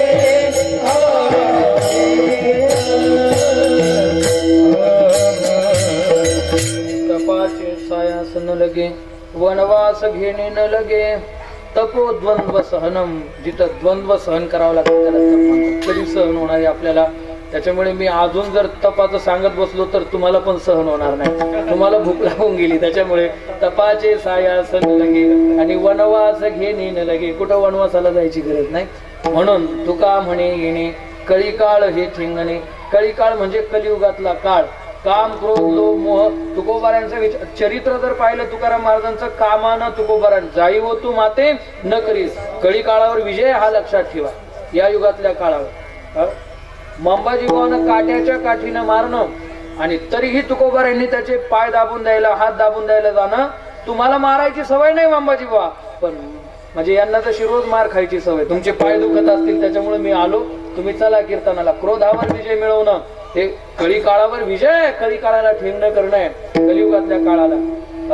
छत्रपती शिवरायांनी नजराणा पाठवला, पण दिवट्या छत्री घोडे हे तो बऱ्यात न पडे असं म्हणणं कळी काळावर विजय लक्षात ठेवा. एवढंच नाही, स्वतःचा प्रॉपर्टी जी होती ती शेतकऱ्यांच्या कल्याणाकरता इंद्रायणीच्या डोहात बुडवणं, वडिलोपार्जित इस्टेटीचा मोह जीवनामध्ये न ठेवणं हे कळी काळावर विजय मिळवणं. एवढंच नाही तर कसल्याही गोष्टीचा मोह, कशाचाही लोभ, कुणाच्याही बद्दल क्रोध, असूया, द्वेष, कुणाही जीवाचा न घडो मत्सर, वर्म सर्वेश्वर पूजनाची या स्थितीपर्यंत पोहोचले. कळी काळावर विजय. हल्ली कलियुगात एवढी सोपी गोष्ट नाही. एखादा पुढे चालला ना तर त्याचे पाय मागे खेचायला हा कलीचा प्रभाव आहे लक्षात. क्षेत्र कुठलंही असो नाही सहन होत महाराज लोकांना. त्याचे पाय खेचायला लगेच सुरुवात होते. हाणून कसं पाडायचं, बरोबर ना सर? जर तसं होतं, सरांची पीएचडी कधी झाली? पीएचडी झालेलीच लोक पीएचडी धारकांना पीएचडी करून देत नाही लवकर. विठ्ठल महाराजांना विचारा तुम्ही. आणि महाराजांचं खोटं वाटत असेल ते आमच्या जगताप सरांना विचारा. तेच वरती येऊ देत नाही. म्हणजे जे वरती आहेत ते पण पाय ठेवूनच असतात, याला खाली कसं दाबायचं. आणि ज्यांना काही कळत नाही ते तंगडे धरले असतात, खाली कसं खेळायचं. खरंय खोटं नाही सण होत. मग कलियुगाचा प्रभाव आहे, पण तुकोबारांवर हा प्रभाव नाही. तुका म्हणे येणे कळी काळ येणे. आणि यमाचा विचार केला, यम हा काळ जरी घेतला, तुकोबारायांच्या वैकुंठ गमनाला काळ हजर होता. विठाल विठाल तुकोबाराय देवाच्या विमानाजवळ उभे आहेत आणि काळ आषाढभूत नजरेने पाहतोय तुकाराम महाराजांकडे. मला बोलवतील तुकाराम महाराज, मला बोलवतील. तुकाराम महाराजांची नजर त्या काळावर गेली आणि त्याच्याकडे बोट करून त्याला बोलवलं, इकडे या. जवळ आले, विचारलं कोण तुम्ही. सांगितलं मी काळ, मी यम. तुकाराम महाराज म्हणाले तुम्ही यम, मग इथं कसं काय. सांगितलं महाराज आयुष्यभर तुम्हाला घाबरलो, तुमचं नाव जरी कोणी घेतलं तुकाराम तुकाराम नाम घेता का, आयुष्यभर घाबरलो तुमच्या नावाला. पण 364 दिवस बैलाला राबून घेतलं जातं, पण या वर्षातला एक दिवस तरी त्याच्याकरता दिला जातो की नाही. तुम्हाला कायम घाबरलो, पण आज मी तुमच्या जवळ उभा आहे, मला काहीतरी सेवा द्या. आज माझा अवहेर करू नका. तुकोबाराय तुम्ही वैकुंठाला चालली, माझा अवहेर करू नका, काहीतरी सेवा द्या. तुकाराम महाराज नम्र होते. महाराज तुकाराम महाराजांनी लगेच त्याला सांगितलं चाल हे कर ते कर, असं नाही. तुकाराम महाराज म्हणाले 12 भागवतांपैकी तुम्ही एक आहे. अजून आम्ही त्या यादीत बसलो नाही आणि तुमच्यासारख्या महान भागवताला मी काय सेवा देणार. सांगितलं नाही तुकोबाराय जमणार नाही, मला काहीतरी सेवा द्या, मी अपेक्षा करतोय. महाराज तुकोबारायांनी काही सांगितलं नाही, पण यमच म्हटला की देवाचं विमान उंच आहे, तुम्ही महाराष्ट्रातली 5-5.5 फुटाची गडी आणि देवाच्या विमानाला शिडी नाहीये, मीच तुमच्या समोर नतमस्तक होतो. यमानं हात जोडले आणि यम तुकाराम महाराजांच्या समोर ठेंगणा झाला. हात जोडले, खाली वाकला आणि तुकाराम महाराजांना म्हणाले महाराज तुमचा पवित्र पाय माझ्या मस्तकावर द्या आणि विमानात बसा. जगा काळ खाय आम्ही माथा दिले पाय. काळाची भीती जगाला, पण तुकोबाराय म्हणतात नाम साधना केल्यामुळे कळी काळ हे ठेंगणे. एवढं सामर्थ्य. आणि म्हणून ज्या नामामध्ये एवढी मोठी शक्ती आहे, क्षमता आहे, ते नामस्मरण एकदा सगळ्यांनी करा. वरती हात करा, सरळ वरती हात करा सर्व. जोरदार टाळी वाजून भजन करा. विठोबा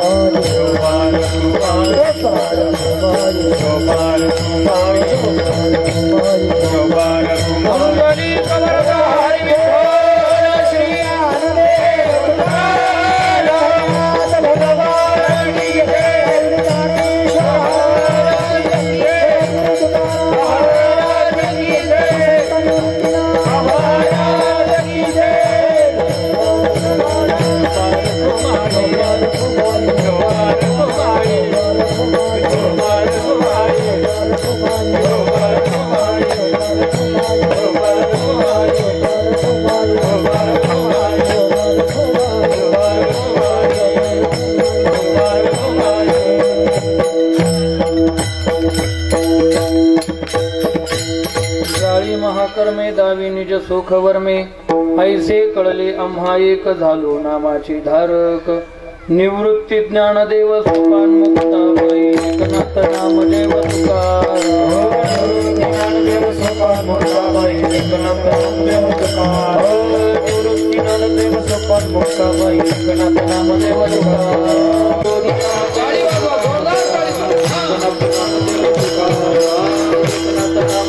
तुकाराम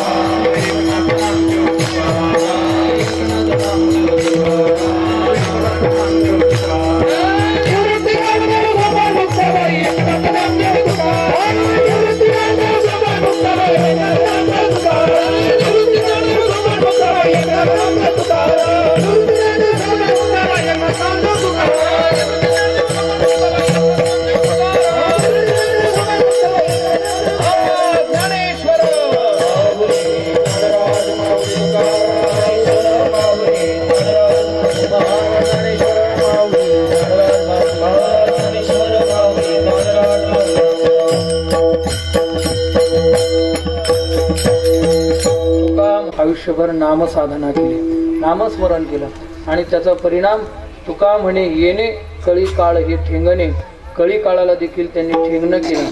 मागाशी तुकोबारायांसंबंधी जे जे विचार सांगितले ते सगळे विचार दादांच्या जीवनामध्ये होते, लक्षात घ्या. आणि काळावर सुद्धा का झाकल्या घटीचा दिवा नेने जे काय झाला किंवा या रीती जो पांडवा देह ठेवी, त्यांचा देह नंतर पडला पण अगोदर ते भगवत स्वरूपामध्ये विलीन झालेच होते, म्हणून ते जाणार असे संकेत त्यांना मिळाले होते. आणि अनेक पाहुणे रावळ्यांकडे ते बोलून ठेवलं होतं. एवढंच नाही, त्यांचे जे मित्र होते त्या सगळ्या मित्रांना त्या दिवशी ते भेटून आले होते. त्या दिवशी गेलेत, त्या दिवशी दत्त जयंतीच्या दुसऱ्या दिवशी म्हणजे उद्याचा दिवस, उद्या 2 वर्ष होती. दिवसभर सगळ्यांना भेटले, सायंकाळी हरिपाठ केला आणि हरिपाठ करता करता करता हरिपाठ संपला, आटोपला आणि त्यांची प्राणज्योत मालवली. त्यांचं देहावसान झालं, ते भगवत स्वरूपामध्ये विलीन झाले. असा महात्मा आणि त्या महात्म्याच्या पुण्यस्मरणानिमित्त हा सप्ताह आहे. आपण एकच प्रार्थना सर्वजण करूया की हे भगवंता, दादांचा जसा गोड शेवट झाला तसा आमचाही तुझं नाम घेता घेता घेता घेता शेवट हो.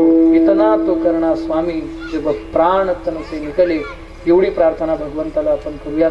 आज या ठिकाणी उपस्थित असणारी सर्व गुणीजन मंडळी सगळ्यांना खूप खूप धन्यवाद देतो. आदरणीय किसन महाराज तेही आले, आदरणीय बद्रीनाथ महाराज तेही उपस्थित आहे आणि आपण सर्वच जण गुणीजन मंडळी. विजू भाऊ तुम्हाला धन्यवाद. आमचा जनादादा, हे कैलास महाराज, भानुदास महाराज, आज इतकं दत्त जयंतीमुळे सगळीकडेच कार्यक्रम आहेत आणि लोक कलाकारांना, कीर्तनकारांना घरीच बसू देत नाही, फोन करून या तुम्ही, या तुम्ही, या तुम्ही.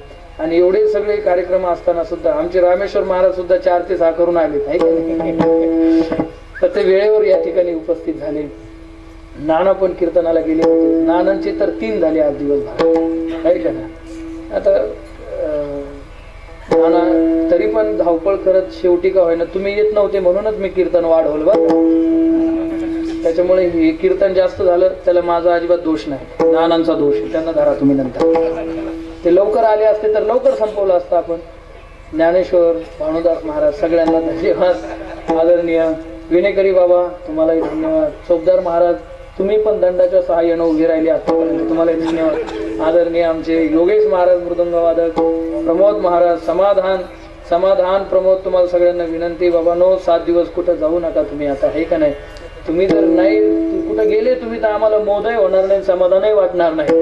त्याच्यामुळे तुम्ही इथं राहा बरं का योगेश, जाऊ नका दिवसभर कुठं. दिवसा पकवाज वाजवायला इथं प्रॅक्टिस होईल तुझी. तू जर ह्या 7 दिवसात योगेश पखवाज रामकृष्ण हरी नाम जपात जर वाजवला 7 दिवस तर पुढच्या वर्षी तुला कीर्तन वाजवता येतील आणि लोक तुला सप्त्याला बोलवतील. खरं सांगतो मी तुला.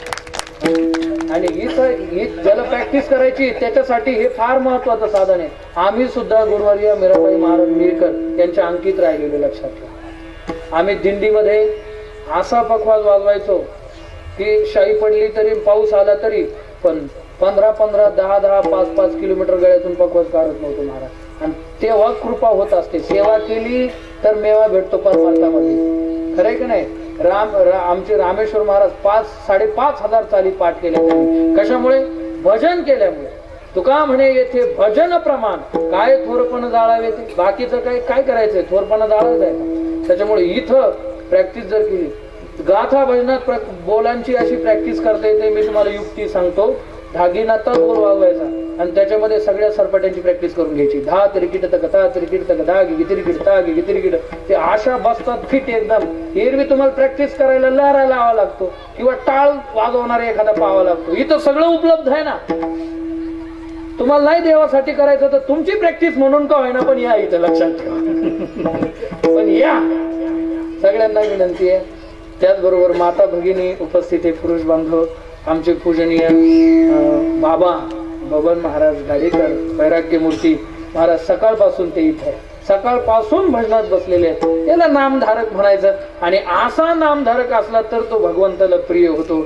आपण कधी यांच्यासारखे बनू असं आपल्याला वाटलं पाहिजे, हे का नाही. म्हणून झालेली सेवा भगवत चरणी समर्पित करूयात. आमच्या पांगरी ग्रामपंचायतच्या सदस्या मनीषाताई पगार त्याही या ठिकाणी आहेत. आमचे दिलीप भाऊ तुम्हालाही धन्यवाद. मूर्ती लहान पण कीर्ती फार महान आहे त्यांची. फार मोठ्या कार्याकरता त्यांनी 25 गुंठे जागा आम्हाला दिली महाराज. आहे का नाही? तुम्हाला धन्यवाद कचेश्वर जी गाढी मामा, तुम्हालाही धन्यवाद. आत्माराम भाऊ तुम्हालाही धन्यवाद. शिंदे सर तुम्हालाही धन्यवाद. पायाच्या प्रसादे काही बोलिलो विनोदे मद क्षमा करणे संती नभे अंगभूत युक्ती तुका म्हणे गेणे कळी काळ हे ठेवणे आईसे कळले आम्हा एक झालो नामाचे धारक. विठ्ठल जय जय विठ्ठल, विठ्ठल जय जय विठ्ठल, जय विठ्ठल जय